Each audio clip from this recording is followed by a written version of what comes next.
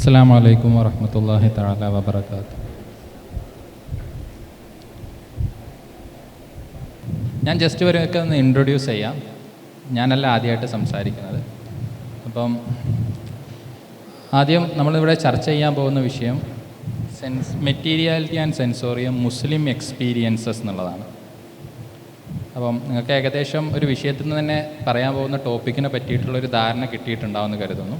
ഇതിൻ്റെ തൊട്ട് മുമ്പുള്ളൊരു ടോപ്പിക്ക് മജീദ് ഹുദവി, നസീഫ് വാഫി അവരൊക്കെ കൂടെ ചർച്ച ചെയ്തത് ഇസ്ലാം ആൻഡ് ആന്ത്രപ്പോളജി, ഇസ്ലാമും നരവംശാസ്ത്രവും എന്നുള്ളൊരു വിഷയത്തിലായിരുന്നു.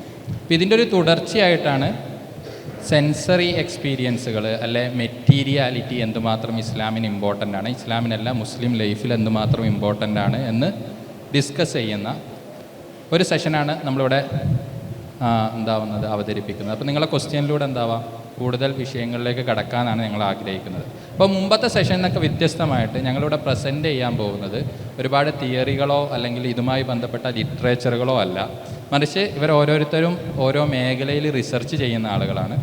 അത് മെറ്റീരിയാലിറ്റി ആയിട്ടും സെൻസറി എക്സ്പീരിയൻസുകളൊക്കെ ആയിട്ട്, പ്രത്യേകിച്ചും ഇന്ത്യയിലെ വിവിധ മുസ്ലിം കമ്മ്യൂണിറ്റികളിലെ സെൻസറി എക്സ്പീരിയൻസുകളുമായി ബന്ധപ്പെട്ടിട്ടുള്ള റിസർച്ചുകളാണ്. ഒന്ന് അഫീഫ് അഹമ്മദാണ്. അഫീഫ് അഹമ്മദ് IIT ഗാന്ധിനഗറിൽ നിന്ന് MA സൊസൈറ്റി ആൻഡ് കൾച്ചറിൽ MA പൂർത്തിയാക്കി നിലവിൽ ഹാർവാർഡ് യൂണിവേഴ്സിറ്റിയിൽ ആന്ത്രപ്പോളജി ഡിപ്പാർട്ട്മെൻറ്റിൽ ജോയിൻ ചെയ്യാനിരിക്കുകയാണ്.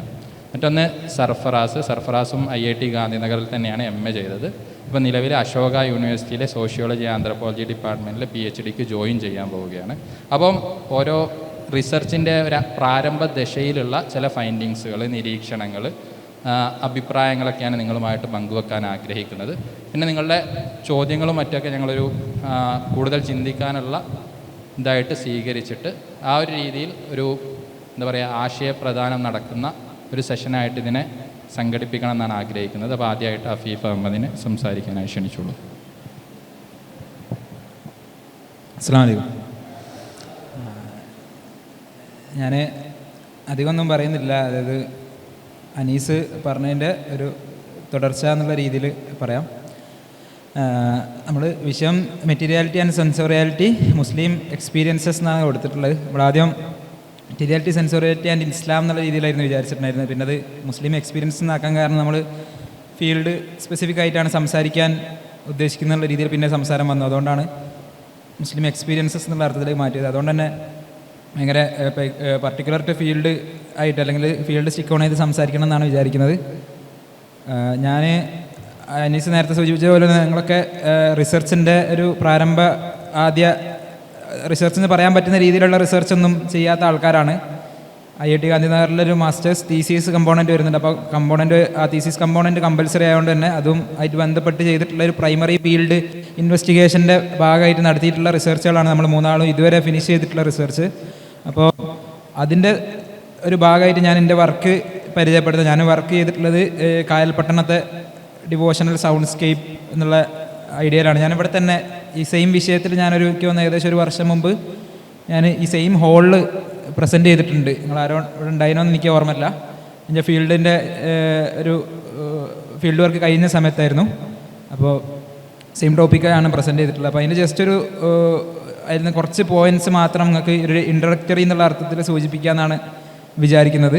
ഞാൻ തുടങ്ങാം. എന്നിട്ട് അതിനുശേഷം സർഫറാസും അനീസും സംസാരിക്കും. പിന്നെ അതിന് ശേഷം ഒരു കോൺവെർസേഷൻ പോലെ കൊണ്ടുപോകാമെന്നാണ് വിചാരിക്കുന്നത്. അപ്പം കായൽപട്ടണത്തെ സെൻസറി ഡയമെൻഷൻസ് എന്ന് പറയുമ്പോൾ, അല്ലെങ്കിൽ സെൻസോറിയാലിറ്റി റിലീജിയൻ എന്ന് പറയുമ്പം, സെൻസസ് റിലീജിയൻ അല്ലെങ്കിൽ ഈ ഇന്ദ്രിയ അനുഭൂതികൾ മതം തമ്മിൽ വളരെ അഭേദ്യമായിട്ടുള്ള രീതിയിലുള്ള ബന്ധം ഉണ്ട് എന്നുള്ളത് പുതിയ രീതിയിലുള്ള ആന്ത്രപ്പോളജിക്കൽ ലിറ്ററേച്ചർ ആയിട്ട് ഫെമിലിയർ ആയിട്ടുള്ള ആൾക്കാർക്ക് മനസ്സിലാവുന്ന കാര്യമാണ്.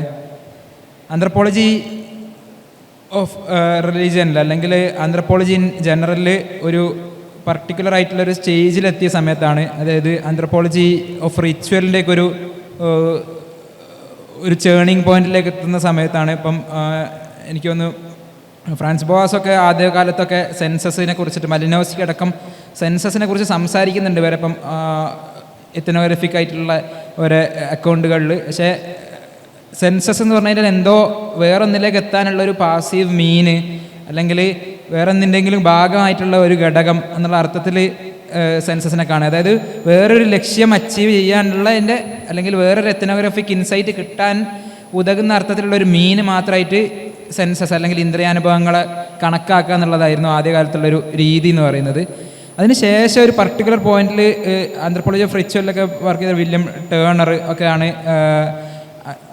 സെൻസസിന് പർട്ടിക്കുലറായിട്ട് നമ്മൾ ഫോക്കസ് ചെയ്യണം എന്നുള്ള അർത്ഥത്തിൽ ആന്ത്രപ്പോളജിയിൽ ഇൻസിസ്റ്റ് ചെയ്തിട്ട് പ്രത്യേകിച്ച് റിച്വലിനെ കുറിച്ചൊക്കെ പഠിക്കുമ്പോൾ, പ്രത്യേകിച്ച് റിലീജിയൻ റിച്വൽ പ്രാക്ടീസുകളെ കുറിച്ചൊക്കെ പഠിക്കുമ്പം അതിൽ എംബോഡീഡ് ആയിട്ടുള്ള എക്സ്പീരിയൻസുകൾക്കാണ് കൂടുതൽ പ്രസക്തി ഉള്ളത് അല്ലെങ്കിൽ കൂടുതൽ പ്രാമുഖ്യമുള്ളത്. അപ്പോൾ ആ പ്രാമുഖ്യത്തിൻ്റെ സാങ്കത്യത്തിനെ മനസ്സിലാക്കണമെങ്കിൽ നമ്മൾ ആ ബോഡീൻ്റെ ഫുള്ളി ബോഡീനെ ഒരു അതായത് റിച്വലിൻ്റെ നോളജിലേക്ക് ആൾക്കാർ വരുന്നതോടുകൂടി അല്ലെങ്കിൽ പല സ്വഭാവത്തിലുള്ള മതങ്ങളുടെയും സംസ്കാരങ്ങളുടെയും എന്താ പറയുക റിച്വലുകൾ മനസ്സിലാക്കണമെങ്കിൽ നമ്മൾ ആ ബോഡീനെ തന്നെ ഒരു സൈറ്റ് ഓഫ് നോളജ് ആയിട്ട് കൺസിഡർ ചെയ്യണം എന്നുള്ള അർത്ഥത്തിൽ ഒരു ത്വര ആന്ത്രപ്പോളജിയിൽ വരാൻ തുടങ്ങി. അതുവരെ ആന്ത്രപ്പോളജിക്ക് ഉണ്ടായിരുന്ന ഒരു ഡിസ്കോഴ്സ് ഹാങ് ഓവർ, അതായത് ആന്ത്രപ്പോളജിനെ പല രീതിയിൽ ഡിസ്കോഴ്സ് ആയിട്ട് അല്ലെ ലാംഗ്വേജ് ആയിട്ടൊക്കെ ബന്ധപ്പെടുത്തിയിട്ട് അതിന് അങ്ങനെ ഭയങ്കര സ്ട്രക്ചറലായിട്ടും പിന്നെ അതിനുശേഷം വന്നിട്ടുള്ള പോസ്റ്റ് സ്ട്രക്ചറലായിട്ടും വന്നിട്ടുള്ള വാദങ്ങളൊക്കെ ആന്ത്രപ്പോളജിനെ സ്വാധീനിച്ചപ്പം ലാംഗ്വേജുമായിട്ട് ബന്ധപ്പെടുത്തിയിട്ട് ആന്ത്രപ്പോളജിക്ക് ഭയങ്കരമായിട്ട് ഒരു ഹാങ് ഓവർ ഉണ്ടാവുകയും അപ്പം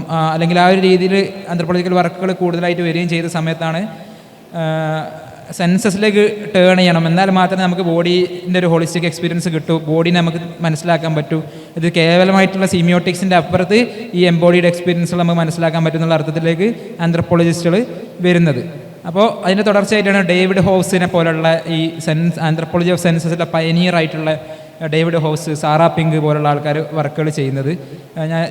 അതുപോലെ തന്നെ ടിം ഇൻഗോൾഡ് വളരെ ഇതിൽ ഇമ്പോർട്ടൻ്റ് ആയിട്ടുള്ള ഫീൽഡ് വർക്കിൽ എങ്ങനെ നമ്മൾ സെൻസസിനെ ഇൻകോർപ്പറേറ്റ് ചെയ്യാം അല്ലെങ്കിൽ സെൻസസിനെ നമ്മൾ ഇപ്പോൾ ഡേവിഡ് ഹോവ്സിന് ക്രിട്ടിക്കലായിട്ടാണ് ടിം ഇൻഗോൾഡിൻ്റെ വർക്കൊക്കെ വരുന്നത്. ഒരർത്ഥത്തിലാണ് ഇതിൻ്റെ ഒരു ഹിസ്റ്റോറിക്കലായിട്ടുള്ളൊരു കോണ്ടക്സ്റ്റ് കിടക്കുന്നത് എന്നുള്ളതാണ്. ഇപ്പോൾ ഞാൻ എൻ്റെ ഫീൽഡിലേക്ക് വരികയാണെങ്കിൽ ഞാൻ ഇസ്ലാമിൻ്റെ ഡിവോഷണൽ സൗണ്ട് സ്കേപ്സാണ് എൻ്റെ വിഷയം ഉണ്ടായിരുന്നത്. അപ്പോൾ സ്വാഭാവികമായിട്ട് മുസ്ലിങ്ങളുടെ ശബ്ദപരിസരങ്ങളാൽ മുഖരിതമായിട്ടുള്ളൊരു ദൈനംദിന ആത്മീയ സാമൂഹിക അന്തരീക്ഷമാണ് മുസ്ലിങ്ങൾക്കുള്ളതെന്ന് നിങ്ങൾക്ക് എല്ലാവർക്കും അറിയാം. സുബൈ ബാങ്ക് വിളി തൊട്ട് ഇഷാ ബാങ്ക് വിളി വരെ നമ്മളെ രജിസ്റ്റർ ചെയ്യുന്നത്, നമ്മളെ കമ്മ്യൂണിറ്റിനെ രജിസ്റ്റർ ചെയ്യുന്ന ശബ്ദങ്ങൾ അടക്കം അത് മുതൽ നമ്മളെ ആത്മീയ പ്രതലങ്ങളെ അടയാളപ്പെടുത്തുന്ന തരത്തിലുള്ള ശബ്ദങ്ങളടക്കം പല സ്വഭാവത്തിലുള്ള ശബ്ദങ്ങൾ നമ്മളെ ദൈനംദിന ജീവിതത്തിൽ ഉടനീളം ഉണ്ടാവാറുണ്ട്. അപ്പോൾ ഈ ശബ്ദങ്ങളെ ആയിട്ട് മുസ്ലിങ്ങൾ എങ്ങനെ എൻഗേജ് ചെയ്യുന്നു എന്നുള്ളതാണ്, അല്ലെങ്കിൽ ഈ പറഞ്ഞിട്ടുള്ള പർട്ടിക്കുലർ ആയിട്ടുള്ള ഡിവോഷണൽ ആയിട്ടുള്ള ശബ്ദങ്ങൾ എങ്ങനെ മുസ്ലിങ്ങളെ ഒരു മോറൽ കൾട്ടിവേഷൻ എന്നൊക്കെ നമ്മൾ വിളിക്കുന്ന അർത്ഥത്തിൽ ചുരുക്കി പറഞ്ഞു കഴിഞ്ഞാൽ ഒരു ബെറ്റർ മുസ്ലിം സെൽഫ്സാക്കി മാറ്റുന്നത്, അല്ല ബെറ്റർ പയസ് സെൽസ് ആയിട്ട് മാറ്റുന്നത് എന്നുള്ള അതിൻ്റെ റിലേഷൻ ഉണ്ടോ, അങ്ങനെ ഉണ്ടെങ്കിൽ ആ റിലേഷൻ്റെ സ്വഭാവം എന്താണെന്നുള്ളതാണ് അന്വേഷിക്കുകയായിരുന്നു എൻ്റെ ഒരു വർക്ക് എന്ന് പറയുന്നത്.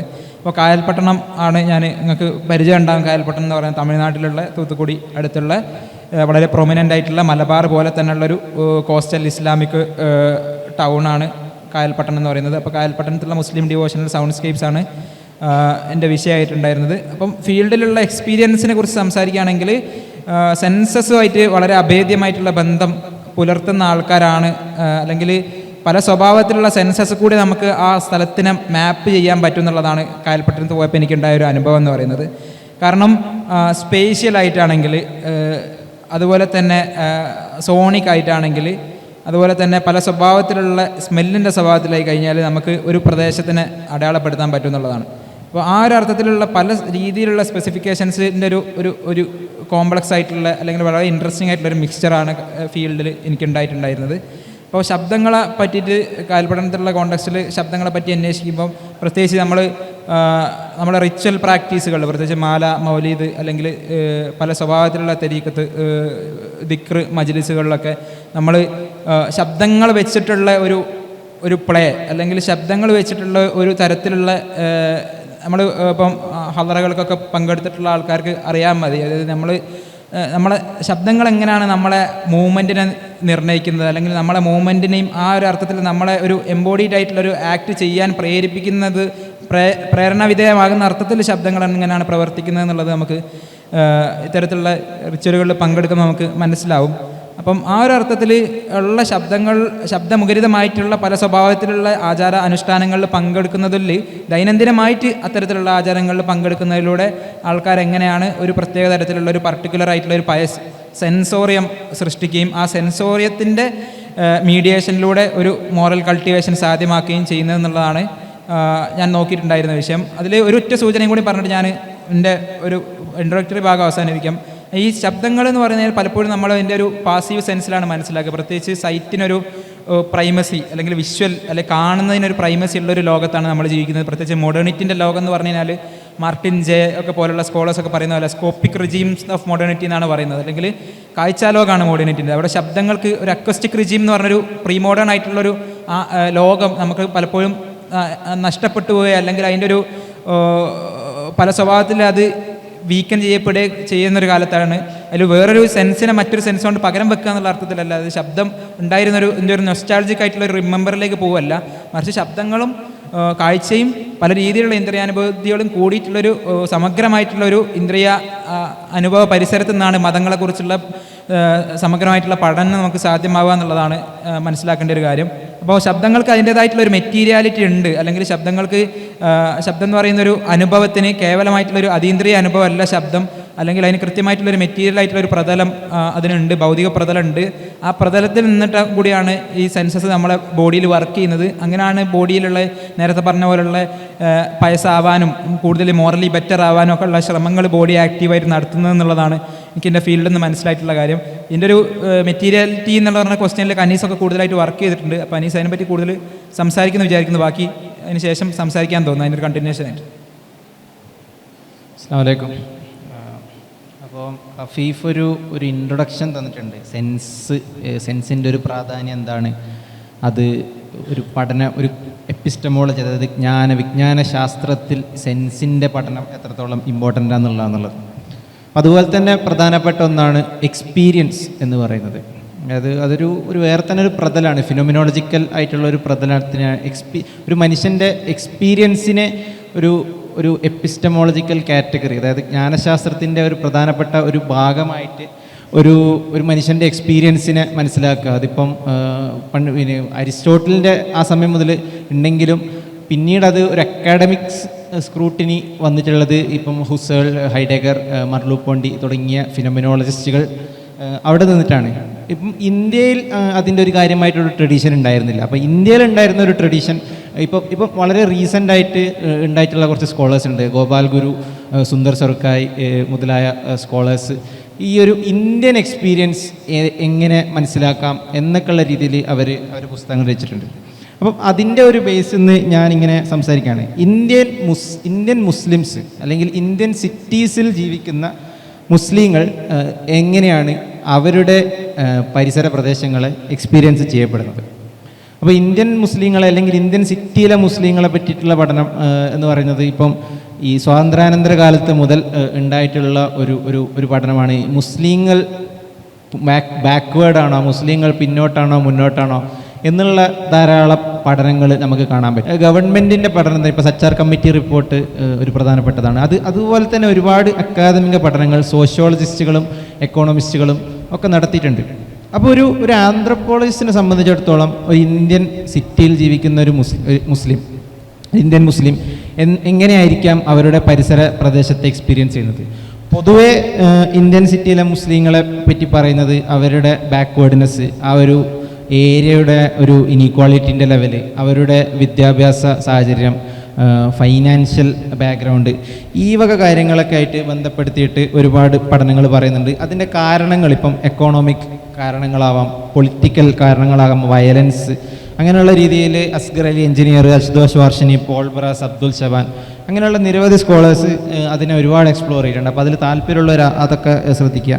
പിന്നെയുള്ളത് ഈ വയലൻസ്, പിന്നെയുള്ള ഇതിൽ ഇന്ത്യൻ മുസ്ലിമിൻ്റെ എക്സ്പീരിയൻസ് കൂടുതലായിട്ട് പഠിച്ചിട്ടുള്ളത് ഈ വയലൻസിൻ്റെ ആഫ്റ്റർ ലൈഫ് എന്നുള്ള രീതിയിൽ. അതായത് നമ്മൾ ആദ്യം ഓൾറെഡി ഒരു എസ്റ്റാബ്ലിഷ്ഡ് ആണ്, അതായത് ഇന്ത്യൻ സിറ്റിയിൽ ജീവിക്കുന്ന മുസ്ലിങ്ങൾ തുല്യരായിട്ടല്ല ജീവിക്കുന്നത് എന്നുള്ളൊരു എസ്റ്റാബ്ലിഷ്ഡ് ആയ ഒരു സാധനത്തു നിന്ന് ഈ വയലൻസ് അല്ലെങ്കിൽ അവിടെയുള്ള ഒരു ഇനീക്വാലിറ്റീൻ്റെ ഒരു എക്സ്പീരിയൻസ് എന്നൊക്കെ രീതിയിൽ എങ്ങനെയാണ് മനസ്സിലാക്കുക എന്നുള്ള പഠനങ്ങൾ ഇപ്പോൾ ദീപക് മെഹ്ത, വീണാദാസ് പോലെയുള്ള ആളുകൾ പഠിച്ചിട്ടുണ്ട്. അപ്പോൾ നമ്മൾ മനസ്സിലാക്കേണ്ട ഒരു സാധനം, ഈ ഒരു സ്പേസ് എന്ന് പറയുന്ന ഒരു സാധനത്തിനെ എക്സ്പീരിയൻസ് ചെയ്യുന്നത് എപ്പോഴും ഈ ഒരു ഇനീക്വാലിറ്റിയുടെ തലത്തിൽ മാത്രമാണോ, അതല്ലാതെ അതിനപ്പുറത്തേക്കൊരു ഇന്ത്യൻ മുസ്ലിമിന് എന്തൊക്കെ രീതിയിൽ അവരുടെ സ്പേസിനെ എക്സ്പീരിയൻസ് ചെയ്യാം. ഈ ഒരു വിഷയമാണ് എന്നെ ഉണ്ടാക്കിയ ഒരു ചോദ്യം. ഞാനിങ്ങനെ കൂടെ ആവർത്തിച്ചൊരു ചോദ്യം അതായിരുന്നു. അപ്പോൾ കൂടുതലും അതായത് എന്തുകൊണ്ടാണ് ഈ ഒരു ഇന്ത്യൻ സിറ്റിയിൽ ജീവിക്കുന്ന ഒരു മുസ്ലിമിൻ്റെ എക്സ്പീരിയൻസ് ഇമ്പോർട്ടൻറ്റ്? ഒന്നുള്ളത് സോഷ്യൽ സ്റ്റിഗ്മ എന്ന് പറയുന്ന ഒരു സാധനമാണ്. ഇപ്പം സോഷ്യൽ സ്റ്റിഗ്മ വളരെ ഇമ്പോർട്ടൻ്റ് ആണ്. അതായത് ഈ ഒരു പ്രദേശത്തെ മുസ്ലിങ്ങളെ എങ്ങനെയാണ് കാണപ്പെടുന്നത് എന്നുള്ളതും. രണ്ടാമത്തത് ഒരു അക്കാഡമിക് പോയിന്റ് ഓഫ് വ്യൂവിൽ തന്നെ ഒരു സോഷ്യോളജിസ്റ്റും ഒരു എക്കോണമിസ്റ്റും കാണുന്നതല്ലാത്ത രീതിയിൽ ഒരു ആന്ത്രോപോളജിസ്റ്റ് ഇതിനെങ്ങനെ കാണാം, അല്ലെങ്കിൽ ഈ ഒരു എക്സ്പീരിയൻസിനെ എങ്ങനെ ക്യാപ്ചർ ചെയ്യാം എന്നൊക്കെയുള്ള രീതിയിലൊക്കെയാണ് ഞാൻ നോക്കാൻ ഉദ്ദേശിച്ചത്. അപ്പോൾ പ്രധാനമായിട്ടും ഞാൻ നോക്കിയത് ഒരു ഐഡിയ ഓഫ് സ്പേസ് മേക്കിംഗ് എന്ന് പറയും. അപ്പോൾ സ്പേസ് എന്ന് പറയുന്ന ഒരു സാധനം ഹെൻറി ലെഫർ എന്ന് പറഞ്ഞൊരു തിയറിസ്റ്റ് കൊണ്ടുവന്നാണ്. സ്പേസ് എന്ന് പറയുന്നത് ഈ കോൺക്രീറ്റ് ആയിട്ട് മാപ്പിൽ വരച്ചുണ്ടാക്കുന്ന ഒരു സാധനമല്ല, മറിച്ച് ഓരോ വ്യക്തിയും ഇമാജിൻ ചെയ്യപ്പെടുന്ന ഒരു സാധനമായിട്ടാണ് ലിവ്ഡ് സ്പേസ് എന്നൊരു സാധനമായിട്ടാണ് ഹെൻറി ലെഫർ പറഞ്ഞത്. അപ്പോൾ അവിടെ നിന്ന് തുടങ്ങിയിട്ട് പക്ഷേങ്കിൽ ലെഫർ പറയുന്നത് ഈ ലിവ്ഡ് സ്പേസ് എന്ന് പറയുന്നൊരു സാധനം കൺസ്ട്രക്റ്റ് ചെയ്യപ്പെട്ടതാണ്. ആരാണ് കൺസ്ട്രക്ട് ചെയ്തത്? ഒരു ക്യാപിറ്റലിസ്റ്റ് മാർക്കറ്റ് എക്കോണമി നിയന്ത്രിക്കുന്ന ക്യാപിറ്റലിസ്റ്റ് ഫോഴ്സുകളാണ് അതിനെ കൺസ്ട്രക്ട് ചെയ്യുന്നത്. അപ്പോൾ മിഷേൽ ഫൂക്കോ പറയുന്നത് ഈ ഒരു സ്പേസിനെ കൺസ്ട്രക്ട് ചെയ്യുന്നത് ക്യാപിറ്റലിസ്റ്റ് എക്കോണമി മാത്രമല്ല, ഒരു ഗവൺമെൻറ്റാലിറ്റി എന്ന് പറയുന്നത്. അതായത് ഗവൺമെൻറ് എന്ന് പറയുമ്പോൾ ഒരു ഉദാഹരണത്തിന് ഗവൺമെൻറ് തന്നെ നമുക്ക് വേണമെങ്കിൽ പറയാം. ഗവൺമെൻറ്റാലിറ്റി എന്നാണ് വേറൊരു ടേമാണ്. പക്ഷേങ്കിൽ ഉദാഹരണത്തിന് ലളിതമായിട്ട് പറയുകയാണ് ഗവൺമെൻറ് എന്ന് പറയാം. ഗവൺമെൻറ് പവർ സ്ട്രക്ചറുകൾ എന്നൊക്കെയാണ് ഇതിനെ നിർമ്മിക്കുന്നതും നിയന്ത്രിക്കുകയും ചെയ്യുന്നതെന്ന് പറയാം. അതിനപ്പുറത്തേക്ക് സ്പേസ് എന്ന് പറയുന്ന സാധനത്തിന് നമുക്ക് എങ്ങനെ മനസ്സിലാക്കാം? അപ്പോൾ അവിടെയാണ് മിഷേൽ ഡിസർട്യൂ പറയുന്നത് ഒരു സ്പേസ് എന്ന് പറയുന്നത് ഒരു മാർക്കറ്റ് ഫോഴ്സുകളോ അല്ലെങ്കിൽ ഈ ഗവൺമെൻറ്റാലിറ്റിയോ മാത്രം നിർമ്മിക്കുന്ന ഒന്നല്ല, മറിച്ച് അവിടെ ജീവിക്കുന്ന ഓരോ വ്യക്തിയും അവരുടെ ഒരു ഫുട് പ്രിൻറ്റ്, അതിന് വേസ് ഓഫ് ഓപ്പറേറ്റിംഗ് എന്നാണ് അദ്ദേഹം ഉപയോഗിച്ച വേർഡ്. ഓരോ വ്യക്തിയും അവരുടെ ഫുട് പ്രിൻറ്റ് പതിപ്പിക്കുന്നുണ്ടെന്നുള്ളതാണ്. അപ്പോൾ ഞാൻ നോക്കിയത് സെൻസുകളിലൂടെ എങ്ങനെയാണ് ഈ വേസ് ഓഫ് ഓപ്പറേറ്റിംഗ് അവിടെ വർക്ക് ചെയ്യുന്നത്. ഒരു സെൻസുകളിലൂടെ എങ്ങനെയാണ് നമ്മൾ അൺഈക്വലാണ്, അൺഹൈജീനിക്കാണ് എന്നൊക്കെ പറയുന്ന ഒരു സ്പേസ് എങ്ങനെയാണ് ആളുകൾ ഇമാജിൻ ചെയ്യുന്നത് ഇന്ത്യൻ സിറ്റിയിലെ മുസ്ലിങ്ങൾ. അപ്പോൾ ഇന്ത്യൻ സിറ്റിയിലെ മുസ്ലിങ്ങളുടെ ഒരു സവിശേഷത എന്തൊക്കെയാണ്? അവിടെ പള്ളികളുടെ ഒരു പ്രാമുഖ്യം, അതേപോലെ ഒരു രസകരമായിട്ട് പറയുകയാണെങ്കിൽ നോൺ വെജ് ഫുഡിൻ്റെ ഒരു പ്രാമുഖ്യം. അപ്പോൾ ഇത്തരം അനുഭവങ്ങളിലൂടെ അവരുടേതായ രീതിയിൽ ഒരു സ്പേസ് നിർമ്മിച്ചെടുക്കുകയും അതിനുള്ളിൽ അവർ ഒരു സിറ്റിയിലാണ് ജീവിക്കുന്നത്. ആ സിറ്റിക്ക് ഇപ്പം നമ്മൾ എല്ലാവരും സോഷ്യോ എക്കണോമിക് മൊബിലിറ്റിക്ക് വേണ്ടി ശ്രമിക്കുന്ന ആളുകളാണ്. അപ്പോൾ ആ സ്പേസിൻ്റെ ഉള്ളിൽ അവരെങ്ങനെയാണ് സോഷ്യോ എക്കണോമിക് മൊബിലിറ്റി ഇപ്പോൾ ഞാൻ ഫീൽഡ് വർക്ക് ചെയ്തത് ഡൽഹിയിലാണ്. അപ്പോൾ ഡൽഹിയിലെ ഒരു നെയ്ബർഹുഡിൽ ഡൽഹിയുടെ ഡിമാൻഡുകളുണ്ട്. ഒരു വലിയൊരു ന്യൂ ലിബറൽ സിറ്റിയാണ്. ആ സിറ്റിക്ക് വേണ്ടിയിട്ടുള്ള ഒരുപാട് ഡിമാൻഡുകളുണ്ട്. ആ ഡിമാൻഡുകൾ അതായത് like better jobs, better education എന്നിങ്ങനെയുള്ള രീതിയിലുള്ള ആ ഡിമാൻഡുകളെ എങ്ങനെയാണ് ഈ ഒരു ചെറിയ സ്പേസിനുള്ളിൽ ആളുകൾ എത്താൻ വേണ്ടി ശ്രമിക്കുന്നത്. ഈ ഒരു വിഷയങ്ങളൊക്കെ ആയിട്ടാണ് ഞാൻ കൂടുതലായിട്ടും വർക്ക് ചെയ്തിട്ടുള്ളത്. അപ്പോൾ പറഞ്ഞു വരുന്നത് ഇതാണ്, ഈ സ്പേസ് അല്ലെങ്കിൽ എക്സ്പീരിയൻസ് എന്ന് പറയുന്ന ഒരു എപ്പിസ്റ്റമോളജിക് ബാക്ക്ഗ്രൗണ്ടിലൂടെ ഒരു ഇന്ത്യൻ സിറ്റിയിൽ ജീവിക്കുന്ന ഒരു മുസ്ലിം എങ്ങനെയാണ് അവരുടെ ജീവിതത്തെയും അവരുടെ നെയ്ബർഹുഡിനെയും ഒക്കെ ഇമാജിൻ ചെയ്യപ്പെടുന്നതെന്ന് നമുക്ക് ഈ ഒരു എക്സ്പീരിയൻസ്, ഈ ഒരു സെൻസറി ആന്ത്രോപോളജി എന്നിവയിലൂടെ മനസ്സിലാക്കാൻ സഹായകമാവും എന്നാണ് ഞാൻ പറയുന്നത്.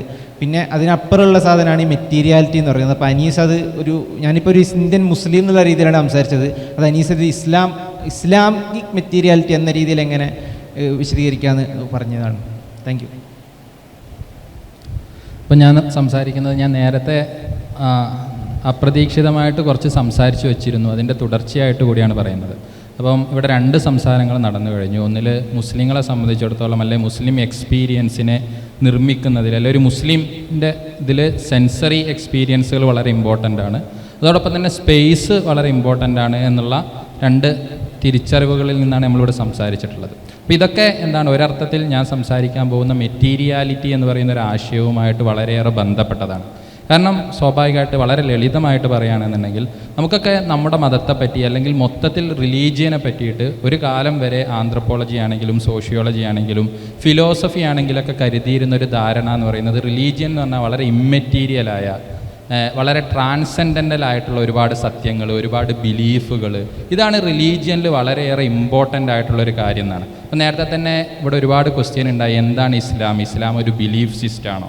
അല്ലെങ്കിൽ ഇസ്ലാം എന്താണ് ഒരുപാട് ഡിസ്കേഴ്സീവ് സാധനങ്ങളാണോ, ആളുകൾ ഇങ്ങനെ ചർച്ച ചെയ്യുന്ന അല്ലെങ്കിൽ ആളുകൾ ഇങ്ങനെ നിയന്ത്രിക്കുന്ന ഒരുപാട് ആശയങ്ങളോ അല്ലെങ്കിൽ എന്താണ് ഡിസ്കോഴ്സുകളൊക്കെ ആണോ എന്നൊക്കെ ഉള്ള. അപ്പോൾ ഈ രീതിയിൽ ഒരുപാട് ഡിസ്കഷനുകൾ ആന്ത്രപ്പോളജിയിൽ നടന്നു കഴിഞ്ഞിട്ടുണ്ട്. അപ്പോൾ ആന്ത്രപ്പോളജിയിൽ ഇസ്ലാമിനെ സിംബോളിക് സ്ട്രക്ചറായിട്ട് കാണുന്ന ഗീറ്റ്സിൻ്റെ പഠനങ്ങളുണ്ട്.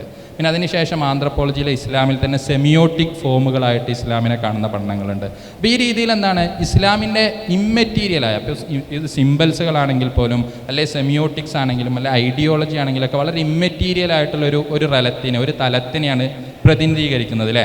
ഈ ഒരു ട്രഡീഷൻ എന്ന് പറയുന്നത് നമുക്ക് ഫിലോസഫിയിൽ നോക്കുകയാണെങ്കിൽ പോലും ഫിലോസഫിയിൽ മെറ്റാഫിസിക്സ് ഉണ്ട്. അങ്ങനെ ഒരു ഫിലോസഫിയുടെ ഒരു തുടക്കം മുതലുള്ള ഒരു ട്രഡീഷനെ നോക്കുകയാണെന്നുണ്ടെങ്കിൽ ഇങ്ങനെ ഇമ്മെറ്റീരിയൽ അല്ലെങ്കിൽ മെറ്റീരിയൽ അല്ലെ ട്രാൻസെൻഡൻ്റൽ ഇമ്മനൻ്റ് അല്ലെങ്കിൽ ബോഡി മൈൻഡ് അല്ലെങ്കിൽ സ്പിരിറ്റ് മാറ്റർ സബ്സ്റ്റൻസ് ഫോം ഇങ്ങനെയുള്ള ഒരുപാട് ഒരു ഡുവലിസ്റ്റിക് ആയിട്ടുള്ള ഒരു ചിന്തയിലൂടെയാണ് എന്താകുന്നത് ഫിലോസഫി ആണെങ്കിലും ആന്ത്രപ്പോളജിയൊക്കെ ആണെങ്കിലും ഒരു കാലം വരെ മുന്നോട്ട് പോയിക്കൊണ്ടിരുന്നത്. അപ്പോൾ ഇതിലാണെങ്കിൽ റിലീജിയനെ പറ്റി പഠിക്കുമ്പോൾ അതിൽ ട്രാൻസെൻഡൻ്റൽ ആയിട്ടുള്ള സ്പിരിച്വൽ ആയിട്ടുള്ള അല്ലെ ഇമ്മെറ്റീരിയൽ ആയിട്ടുള്ള അല്ലെ മൈൻഡ് റിലേറ്റഡ് ആയിട്ടുള്ള സാധനങ്ങൾക്കാണ് എപ്പോഴും പ്രാധാന്യം ലഭിക്കുക. അപ്പോൾ ഇതിൽ നിന്നുള്ള ഒരു ഡിപ്പാർച്ചർ എന്നുള്ള രീതിയിലാണ് ഈ റിലീജിയൻ അല്ലെങ്കിൽ മെറ്റീരിയാലിറ്റി സ്റ്റഡീസ് അല്ലെങ്കിൽ റിലീജിയൻ എങ്ങനെ ഒരു മെറ്റീരിയൽ പ്രൊജക്റ്റായിട്ട് മനസ്സിലാക്കാം എന്നുള്ള രീതിയിലുള്ള പഠനങ്ങൾ അടുത്ത കാലത്തായിട്ട് ആന്ത്രപ്പോളജിയിലൊക്കെ തുടങ്ങി വരുന്നത്. അപ്പം ആന്ത്രപ്പോളജി ഓഫ് ഇസ്ലാമിലാണെങ്കിൽ അന്ന ബിഗ്ലോയുടെ ഇസ്ലാം ത്രൂ ഒബ്ജക്ട്സ് എന്ന് പറയുന്ന ഒരു എഡിറ്റഡ് വോളിയുണ്ട്. അതുപോലെ തന്നെ മൊത്തത്തിൽ ആന്ത്രപ്പോളജി മെറ്റീരിയാലിറ്റി സ്റ്റഡീസ് ആണെങ്കിൽ ഹൂട്ട്മാൻ്റെ പഠനങ്ങളുണ്ട്, ബിർജിത്ത് മേയറുടെ പഠനങ്ങളുണ്ട്. അപ്പോൾ ഇവരുടെയൊക്കെ പഠനങ്ങളുടെ വെളിച്ചത്തിൽ എങ്ങനെ ഇസ്ലാമിനെ, അപ്പം ഞാനിതൊരു ഉദാഹരണത്തിലേക്ക് എൻ്റെ ഫീൽഡ് വർക്കിലേക്ക് വരുമ്പോൾ നിങ്ങൾക്ക് ഒന്നും കൂടെ അത് ക്ലിയർ ആവുമെന്ന് തോന്നുന്നു. അപ്പോൾ ഞാൻ കുറച്ച് ഫോട്ടോസ് കാണിക്കണമെന്ന് വിചാരിച്ചിരുന്നു. പക്ഷേ നിങ്ങൾക്ക് അറിയാവുന്ന സാധനം ആയതുകൊണ്ട് ഞാൻ എക്സ്പ്ലെയിൻ ചെയ്യുമ്പോൾ തന്നെ നിങ്ങൾക്ക് എന്താക്കാൻ പറ്റും, അത് മനസ്സിലാക്കാൻ പറ്റും, നിങ്ങൾക്കത് ഊഹിക്കാൻ പറ്റും. ഓക്കെ. അപ്പോൾ നമ്മൾ പൊതുവെ ഇസ്ലാമിനെ ഒരുപാട് ബിലീഫ് സിസ്റ്റങ്ങളായിട്ട് മനസ്സിലാക്കുമ്പോൾ നമ്മൾ മിസ് ഔട്ട് ചെയ്യുന്നൊരു കാര്യം, ഈ സാധനത്തിനെ നമ്മളെ റിലീജിയസ് എക്സ്പീരിയൻസിനെ കോൺസ്റ്റിറ്റ്യൂട്ട് ചെയ്യുന്നതിൽ എന്തുണ്ട്, ഒരുപാട് മെറ്റീരിയൽ ഒബ്ജക്റ്റുകൾക്ക്, ഒരുപാട് തിങ്സുകൾക്ക്, വളരെ മെറ്റീരിയലായ മുണ്ടൈനായിട്ടുള്ള ഒരുപാട് സാധനങ്ങൾക്ക് എന്തുണ്ട് വലിയൊരു പങ്കുണ്ട്. അപ്പോൾ എൻ്റെ പഠനത്തിൽ ഞാൻ ശ്രദ്ധ കേന്ദ്രീകരിച്ചത് ഈ ഒരു സ്കോളർഷിപ്പിൻ്റെ ഭാഗമായിട്ട്. ഇപ്പോൾ ഈ ഒരു സ്കോളർഷിപ്പ് ഞാൻ പറഞ്ഞു, ഇപ്പോൾ ആന്ത്രപ്പോളജിയിൽ ബിർജിത്ത് മേയർ ആണെങ്കിലും മറ്റൊക്കെ ഒരു സ്കോളർഷിപ്പ് സ്റ്റാർട്ട് ചെയ്തിട്ടുണ്ടെന്ന് പറഞ്ഞു. ഈ ഒരു സ്കോളർഷിപ്പ് തുടങ്ങുന്നത് ഇവരല്ല, ഫിലോസഫിയിൽ തന്നെ ദെലൂസ് മുതൽ അല്ലെ സ്പിനോസയൊക്കെ മുതലൊക്കെ ഉണ്ടായിട്ടുള്ള മെറ്റീരിയൽ ഫിലോസഫേഴ്സ് ആയിട്ടുള്ള ഒരുപാട് ആളുകൾ വന്നിട്ടുണ്ട്. ഇപ്പം നമുക്ക് പൊതുവേ നിങ്ങൾക്കൊക്കെ മെറ്റീരിയലിസത്തിനെ പറ്റി പരിചയം ഉണ്ടാവും അല്ലേ, മാർക്സിസത്തിനെ പറ്റിയൊക്കെ വായിച്ച ആളുകൾക്ക് എന്താവാം ഒരു ക്ലാസിക്കൽ മെറ്റീരിയലിസ്റ്റ് ഐഡിയോളജി ഉണ്ടാകുമെന്ന് അറിയാം. എന്നാൽ ഒരു 2000-കളിലേക്ക് തുടക്കത്തിലൊക്കെ വന്ന ഒരുപാട് സ്കോളേഴ്സ്, പ്രത്യേകിച്ചും 1995-കളിലൊക്കെ ബ്രൂണോ ലെത്തോ എന്ന് പറയുന്ന ഒരു ആന്ത്രപ്പോളജിസ്റ്റും ഫിലോസഫറൊക്കെ ആയിട്ടുള്ള ആൾ ആക്ടർ നെറ്റ്വർക്ക് തിയറി എന്ന് പറയുന്ന ഒരു ക്വസ്റ്റ്യൻ എന്താവുന്നുണ്ട്, ഒരു തിയറി ഇൻട്രൊഡ്യൂസ് ചെയ്യുന്നുണ്ട്. അപ്പോൾ ഈ തിയറിയൊക്കെ പറയുന്നത് ഈ വളരെ മെറ്റീരിയലായിട്ടുള്ള ഇപ്പോൾ നമ്മൾ നെഗ്ലിജിബിൾ ആയിട്ട് കാണുന്ന അല്ലെങ്കിൽ അത്ര ഇമ്പോർട്ടൻ്റ് ആയിട്ട് കാണാത്ത അല്ലെങ്കിൽ വെറും മീഡിയേഷണൽ പർപ്പസുകൾ മാത്രമുണ്ട് എന്ന് കരുതുന്ന സാധനങ്ങൾക്ക് തന്നെ എന്തുണ്ട് നമ്മുടെ എക്സ്പീരിയൻസുകളെ കോൺസ്റ്റിറ്റ്യൂട്ട് ചെയ്യുന്നതിൽ വളരെ ഇമ്പോർട്ടൻ്റ് ആയിട്ടുള്ള പങ്കുണ്ട് എന്നാണ് പറയുന്നത്. അപ്പോൾ ഈ ഒരു ടേണിൻ്റെ ഭാഗമായിട്ട് ഫിലോസഫിയിൽ എന്തുണ്ടായിട്ടുണ്ട്, ഒരുപാട് ഡെവലപ്മെൻറ്റുകൾ ഉണ്ടായിട്ടുണ്ട്. ഇപ്പോൾ ലെത്വറിൻ്റെ ബ്രൂണോ ആക്ടർ നെറ്റ്വർക്ക് തിയറി ആണെങ്കിൽ, അതിനുശേഷം റീസെൻ്റ്ലി വന്ന ജെയിൻ ബെന്നറ്റിൻ്റെ വൈബ്രൻറ്റ് മെറ്റീരിയൽ എന്ന് പറയുന്ന വൈബ്രൻറ്റ് മാറ്റർ എന്ന് പറയുന്ന പുസ്തകമാണെങ്കിൽ, കരൺ ബറാഡിൻ്റെ മെറ്റീരിയൽ ഡിസ്കോഴ്സ് അല്ലെങ്കിൽ ഏജൻഷ്യൽ റിയലിസം എന്ന് പറയുന്ന ഐഡിയ ആണെങ്കിലും, അതുപോലെ ഡി ലാൻഡയുടെ മെറ്റീരിയൽ ഫിനോമിനോളജി എന്ന് പറയുന്ന ഐഡിയ ആണെങ്കിലും, ഇവരൊക്കെ ട്രേസ് ബാക്ക് ചെയ്യുന്നത് ഇവരുടെ ഐഡിയയുടെയൊക്കെ ഒരു എമേർജിങ് പോയിൻ്റായിട്ട് നമുക്ക് കാണാൻ പറ്റുക സ്പിനോസയെ പോലുള്ള അല്ലെങ്കിൽ ദെലൂസിനെ പോലുള്ള ഫിലോസഫേഴ്സിനാണ്. ഇപ്പോൾ ദെലൂസൊക്കെ ട്രാൻസെൻഡൻ്റൽ ആയിട്ടുള്ള ക്ലാസിക്കൽ ഫിലോസഫിയിലുള്ള ട്രാൻസെൻഡൻ്റൽ എന്ന് പറയുന്ന ഒരു ഐഡിയയെ തന്നെ നിരാകരിച്ചിട്ട് എല്ലാം ഇമ്മനൻ്റാണ്, എല്ലാ എക്സ്പീരിയൻസുകളും be it religious or non religious എല്ലാം ഇമ്മനൻ്റ് ആയിട്ടുള്ള ഒരു ഓണ്ടോളജിക്കൽ തലം അതിനൊക്കെ കൽപ്പിച്ച് നൽകാൻ ശ്രമിച്ചിട്ടുണ്ട്. അപ്പോൾ ഈ ഒരു ട്രഡീഷൻ്റെ ഭാഗമായിട്ട് നമ്മുടെ ചുറ്റുള്ള മാറ്റേഴ്സിന്, നമ്മുടെ ചുറ്റുള്ള ഒബ്ജക്റ്റുകൾക്ക്, അതെന്താവട്ടെ ഒരു പെന്നാവാം അല്ലെങ്കിൽ നമ്മളിരിക്കുന്ന കസാരയാവാം ബെഞ്ചാവാം, ഇതിനൊക്കെ എന്ത് ഏജൻസിയാണുള്ളത്? ഏജൻസി എന്ന് പറയുമ്പോൾ നിങ്ങൾക്ക് പൊതുവെ ഇതിനൊക്കെ എന്ത് പവറാണുള്ളത്? ഏജൻസി എന്ന് പറയുന്നത് ഇപ്പം ഫെമിനിസ്റ്റ് ലിറ്ററേച്ചറുകളാണെങ്കിലും സബാൾട്ടൻ സ്റ്റഡീസൊക്കെ ആണെങ്കിലൊക്കെ വളരെ ഹ്യൂമനിസ്റ്റായിട്ട് മനസ്സിലാക്കുന്ന ഒരു ആശയമാണ് അല്ലേ. മനുഷ്യന്മാർക്കാണ് അവരുടെ കോൺഷ്യസ് ആയിട്ടുള്ള ഏജൻസി, അവരുടെ അധികാരം എക്സേർട്ട് ചെയ്യാനൊക്കെ ഉള്ള ഒരു ഇതുണ്ട്. അപ്പോൾ അതാണ് ഇപ്പോൾ നമ്മുടെ മൊത്തത്തിലൊരു ആന്ത്രോപോസീൻ എന്ന് പറയുന്ന ഈ ഒരു കാലഘട്ടത്തിൽ, അതായത് മനുഷ്യന്മാരുടെ പ്രവർത്തനങ്ങൾ ഒരുപാട് സാമൂഹിക പാരിസ്ഥിതികമായിട്ടുള്ള പ്രശ്നങ്ങളൊക്കെ ഉണ്ടാക്കിക്കൊണ്ടിരിക്കുന്ന ഈ സാഹചര്യത്തിൽ ഈ നോൺ ഹ്യൂമൻ ആയിട്ടുള്ള എല്ലാ സാധനങ്ങൾക്കും ബീറ്റ് സെൻസസ് ആവട്ടെ, നമ്മുടെ സെൻസറി എക്സ്പീരിയൻസുകളെ കോൺസ്റ്റിറ്റ്യൂട്ട് ചെയ്യുന്ന, അല്ലെങ്കിൽ നമ്മുടെ സിറ്റി ലൈഫിൽ ഇതിന് ഇമ്പോർട്ടൻ്റ് ആയിട്ടുള്ള സ്പേസ് ആവട്ടെ. അപ്പം ഞാൻ പഠിക്കാൻ ശ്രമിക്കുന്ന സാധനം എന്ന് പറയുന്നത് വളരെ കേരളീയമായിട്ടുള്ളൊരു പശ്ചാത്തലത്തിൽ ഇവിടെ വളരെ വ്യാപകമായിട്ട് നടന്നുകൊണ്ടിരിക്കുന്ന ഒരു പ്രാക്ടീസിനെ പറ്റിയാണ്. ആ പ്രാക്ടീസിനെ പൊതുവെ നമ്മൾ ഇസ്മിൻ്റെ പണി എന്ന് പറയും. ആന്ത്രപ്പോളജിസ്റ്റുകളൊക്കെ ചില ആളുകൾ അതിനെ സ്പിരിറ്റ് റൈറ്റിംഗ് എന്ന് പറഞ്ഞിട്ടുണ്ട്. അത് വെറും ഇസ്ലാമിൽ മാത്രമുള്ള ഒരു പ്രാക്ടീസ് അല്ല. അതായത് പല വസ്തുക്കളിൽ എന്താണ് അറബിയിലോ മറ്റൊക്കെ എഴുതിയിട്ട് ഇതിനെ ഹീലിങ്ങിന് വേണ്ടിയിട്ട് ഉപയോഗിക്കുന്ന പണി അല്ലേ. നമ്മുടെ നാട്ടിൽ ഇസ്മിൻ്റെ പണി ചെയ്യുന്ന ഉസ്താമാർ ഒക്കെ ആയിട്ട് ഒരുപാട് ആളുകൾ നിങ്ങൾക്ക് തന്നെ പരിചയമുണ്ടാവും. അതോടൊപ്പം തന്നെ നമ്മുടെ നാട്ടിൽ അത്ര പ്രത്യക്ഷത്തിൽ അല്ലെങ്കിൽ പോലും വളരെ വ്യാപകമായിട്ട് നടന്നുകൊണ്ടിരിക്കുന്ന ഒരിതാണ് എന്ത്, പലതരം എക്സോർസിസം റിച്വലുകൾ അല്ലേ. അപ്പോൾ ഈ എക്സോർസിസം, ഞാനിത് എന്താണ് ഈ റിച്വലുകളിൽ മാത്രമാണ് മെറ്റീരിയാലിറ്റി ഭയങ്കര ഇമ്പോർട്ടൻറ്റ് എന്ന് പറയാൻ ശ്രമിക്കുകയല്ല, മറിച്ച് മെറ്റീരിയൽ ആയിട്ടുള്ള ഒരു റലം എന്ന് പറയുന്നത് നമ്മുടെ എവരിഡേ ലൈഫിൽ തന്നെ വളരെ ഇമ്പോർട്ടൻ്റ് ആണ്. പക്ഷേ ഇങ്ങനെയുള്ള ഒരു സാധനത്തിനെ നമുക്ക് ഫീൽഡ് വർക്കിലൂടെയോ മറ്റൊക്കെ, ഞാൻ ഫീൽഡ് വർക്ക് ചെയ്തത് തിരുവനന്തപുരത്തുള്ള ഒരു ഹീലറിൻ്റെ ഒപ്പമാണ്.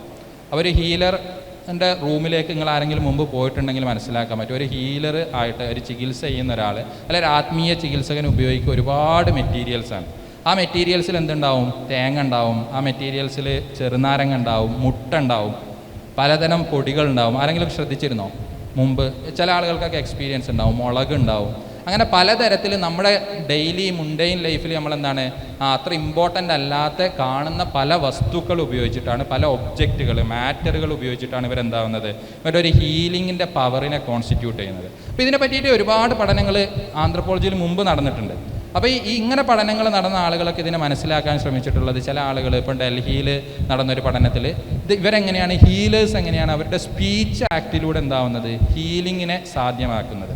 Speech acts in the sense like ഓസ്റ്റിനൊക്കെ പറയുന്ന പോലുള്ളൊരു സ്പീച്ച് ആക്ട് എന്ന് പറയുമ്പോൾ അവരവരുടെ സംസാരത്തിലൂടെ. പക്ഷേ അവരും എത്നോഗ്രഫിക്കലി ഇങ്ങനെയുള്ള ഒരു ഹീലിംഗ് റൂമിലേക്ക് പോകുമ്പോൾ അവരെന്ത് ഒബ്സർവ് ചെയ്യുന്നുണ്ട്, ഇവർ ഒരുപാട് മെറ്റീരിയൽസുമായിട്ട് ഡീൽ ചെയ്യുന്നത് ഇവർ ഒബ്സർവ് ചെയ്യുന്നുണ്ട്. പക്ഷേ ആ മെറ്റീരിയൽസിന് എന്ത് കൊടുക്കുന്നില്ല, അവർ അനലറ്റിക്കൽ വാല്യൂ കൊടുക്കുന്നില്ല. അപ്പോൾ ഈ മെറ്റീരിയൽസിൻ്റെ ഒരു അനലറ്റിക്കൽ വാല്യൂവിന് എന്താവുക, റീഇൻസ്റ്റേറ്റ് ചെയ്യുക. അങ്ങനെ മെറ്റീരിയാലിറ്റി എന്ന് പറയുന്ന ഒരു കൺസെപ്റ്റിലൂടെ എങ്ങനെ ഇസ്ലാം ഒക്കെ എന്താണ് ഒരു മെറ്റീരിയൽ റിലീജിയനായിട്ട്, ഒരു മെറ്റീരിയൽ പ്രൊജക്റ്റായിട്ട് റിലീജിയൻ എങ്ങനെ മനസ്സിലാക്കാം എന്നുള്ളതാണ് ഞാൻ ശ്രമിച്ചത്. അപ്പോൾ സ്വാഭാവികമായിട്ടും ഹീലിങ്ങിലേക്ക് തന്നെ വരികയാണെങ്കിൽ നമുക്ക് മനസ്സിലാക്കാൻ പറ്റും, ഈ ഹീലേഴ്സ് ആയിട്ടുള്ള ആളുകൾ ഈ പറയുന്ന ജിന്നിനെ കൊഴിപ്പിക്കാനൊക്കെ പലതരത്തിലുള്ള മെറ്റീരിയൽ എന്ന് പറയുമ്പോൾ ചിലപ്പോൾ അവരെന്ത് ഉപയോഗിക്കാറുണ്ട്, നിലവിളക്കൊക്കെ ഉപയോഗിക്കാറുണ്ട്.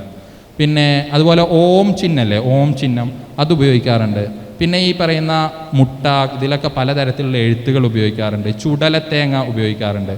അപ്പോൾ ഈ പറയുന്ന ഒബ്ജക്റ്റുകൾക്ക് എന്ത് റോളാണ് ഇവരുടെ ഹീലിങ്ങിനെ സാധ്യമാക്കുന്നത് നമുക്ക് ആലോചിക്കുകയാണെങ്കിൽ, ഇവരോട് തന്നെ സംസാരിക്കുന്ന സമയത്ത് അവർ എന്നോട് പറഞ്ഞൊരാശയമായിരുന്നു, ഹീലേഴ്സ് ചെയ്യുന്നത് എന്താണെന്ന് വെച്ചാൽ തസ്രീഫാത്തുകളാണെന്നാണ്. തസ്രീഫാത്ത് എന്ന് വെച്ചാൽ നിങ്ങൾക്ക് അറിയായിരിക്കും, സർറഫ യുസരീഫു, തസ്രീഫ് എന്ന് പറഞ്ഞാൽ എന്തെങ്കിലുമൊക്കെ ക്രയവിക്രയങ്ങൾ ചെയ്യുന്നതിനാണ് പറയുക അല്ലേ. അതിനെ നമുക്ക് ഒരു ആന്ത്രപ്പോളജി, ഒരു ഫിലോസഫി എന്ന് അതിനെ ട്രാൻസ്ലേറ്റ് ചെയ്യുകയാണെങ്കിൽ അതിനെ നമുക്ക് എന്തായിട്ട് ട്രാൻസ്ലേറ്റ് ചെയ്യാം, ഒരു തരത്തിലുള്ള ട്രാൻസ്ഫോർമേഷനായിട്ട് ഇതാക്കാം. അപ്പോൾ ഇവർ ചെയ്യുന്നത് എന്താണെന്ന് വെച്ചാൽ, ഞാൻ മനസ്സിലാക്കാൻ ശ്രമിച്ചത് ഹീലേഴ്സ് ആയിട്ടുള്ള ആളുകൾ, പ്രത്യേകിച്ച് മുസ്ലിം ഈ പറയുന്ന സെനദും സിൽസിലയൊക്കെ ഉള്ള ഹീലേഴ്സ് ആയിട്ടുള്ള ആളുകൾ, അവരുടെ ഒരു അണ്ടർസ്റ്റാൻഡിങ്, അവരുടെ ഒരു എമിക് പേഴ്സ്പെക്റ്റീവ് എന്ന് പറയുന്നത്, അവരെന്താവുന്നു ഈ പറയുന്ന ഒബ്ജക്റ്റുകൾക്ക് ഇൻഹറൻ്റ് ആയിട്ടുള്ള നെഗറ്റീവും പോസിറ്റീവുമായിട്ടുള്ള പവറുകൾ ഉപയോഗിച്ചിട്ട് ഒന്നുകിൽ ജിന്നുകളെ അട്രാക്റ്റ് ചെയ്യുന്നു, അല്ലെങ്കിൽ എന്താവുന്നു ഡിട്രാക്റ്റ് ചെയ്യുന്നു. ഇതാണ് ഇവരുടെ ബേസിക് ആയിട്ടുള്ള ഐഡിയ. അപ്പോൾ അപ്പോൾ ഇവർ ഈ മെറ്റീരിയൽസുകൾക്ക് ഇവർ കൽപ്പിക്കുന്ന ഒരു പവർ എന്ന് പറയുന്നത്, ആ പവർ വളരെ മെറ്റീരിയൽ ആയിട്ടുള്ള പവറാണ്. അതെന്തല്ല, റിലീജിയസ് ആയിട്ടുള്ള ഒരു പവറല്ല. അപ്പോൾ സ്വാഭാവികമായിട്ടും നമ്മുടെ ഈ ഒരു റിലീജിയസ് ഇതിലൊക്കെ ഉള്ള ആളുകൾക്ക്, പോളമിക്കൊക്കെ പിന്തുടരുന്ന ആളുകൾക്കറിയാം, ഇതുപോലുള്ള സാധനങ്ങളെ പൊതുവെ മുജാഹിദുകളാണെങ്കിലും അല്ലെ റിഫോമിസ്റ്റുകളൊക്കെ എന്ത് പറയും, ഇതൊക്കെ എന്താണ് ഇർറിലീജിയസ് ആയിട്ടുള്ള അല്ലെങ്കിൽ ബിദ്അത്തുകളായിട്ടുള്ള പ്രാക്ടീസുകളാണ് അല്ലേ. ആന്ത്രപ്പോളജിസ്റ്റുകളായിട്ടുള്ള ഒരുപാട് ആളുകളും ആദ്യകാലത്ത് ഇതിനെ വെർണാക്കുലർ ഇസ്ലാമിൻ്റെ ഭാഗമായിട്ട്, അതായത് ഒരു വളരെ പ്യൂരിഫൈഡ് ആയിട്ടുള്ള ഒരു യൂണിവേഴ്സൽ ഇസ്ലാം ഒരു ഭാഗത്തുണ്ട്, ആ യൂണിവേഴ്സൽ ഇസ്ലാം അംഗീകരിക്കാത്ത സിങ്ക്രറ്റിക് ആയിട്ടുള്ള എലമെൻറ്റുകളൊക്കെ ആയിട്ടാണ് എന്താകുന്നത് ഇതിനെ മനസ്സിലാക്കുന്നത്. സിങ്ക്രറ്റിക് എന്ന് വെച്ചാൽ വേറൊരു മതത്തിൽ നിന്ന് കൈക്കൊള്ളുന്ന ബിദ്അത്ത് എന്നൊക്കെ നമ്മൾ മതകീയമായിട്ടുള്ള സംജ്ഞ ഉപയോഗിച്ച് പറയുന്ന പ്രാക്ടീസുകളായിട്ട്, അല്ലെങ്കിൽ വെർണാക്കുലർ ഇസ്ലാമായിട്ട്, അല്ലെ ലോക്കൽ ഇസ്ലാമിൻ്റെ ഭാഗമായിട്ട്, അല്ലെ ലോക്കലൈസ്ഡ് ഇസ്ലാം എന്നൊക്കെ ഉള്ള ഇത്. അപ്പോൾ ഇതിൽ നമ്മൾ മനസ്സിലാക്കേണ്ട ഒരു സാധനം എന്ന് പറയുന്നത്, നമുക്ക് ഹീലേഴ്സിൻ്റെ അടുത്ത് പോവുകയും അവരുമായിട്ട് സംസാരിക്കുകയും അവരുടെ ഒരു പേഴ്സ്പെക്റ്റീവിലൂടെ നമ്മൾ ഇതിനെ മനസ്സിലാക്കുകയും ശ്രമിക്കുകയാണെങ്കിൽ, അവർ ഈ പ്രവർത്തികളെ മനസ്സിലാക്കുന്നത് എന്തായിട്ടാണ്, വളരെ മെറ്റീരിയൽ ആയിട്ടുള്ള പ്രവർത്തികളായിട്ടാണ്. അപ്പോൾ അവർ ഈ പറയുന്ന നിലവിളക്കിന് കാണുന്നത് എന്തല്ല, ഒരിക്കലും ഒരു റിലീജിയസ് ആയിട്ടുള്ള പവറല്ല, അവർ കാണുന്നത് നിലവിളക്കിന് എന്തുണ്ട്, ഇൻഹറൻ്റ് ആയിട്ട് ഈ പറയുന്ന ജിന്നുകളെ അട്രാക്റ്റ് ചെയ്യാനുള്ളൊരു പവറുണ്ട്.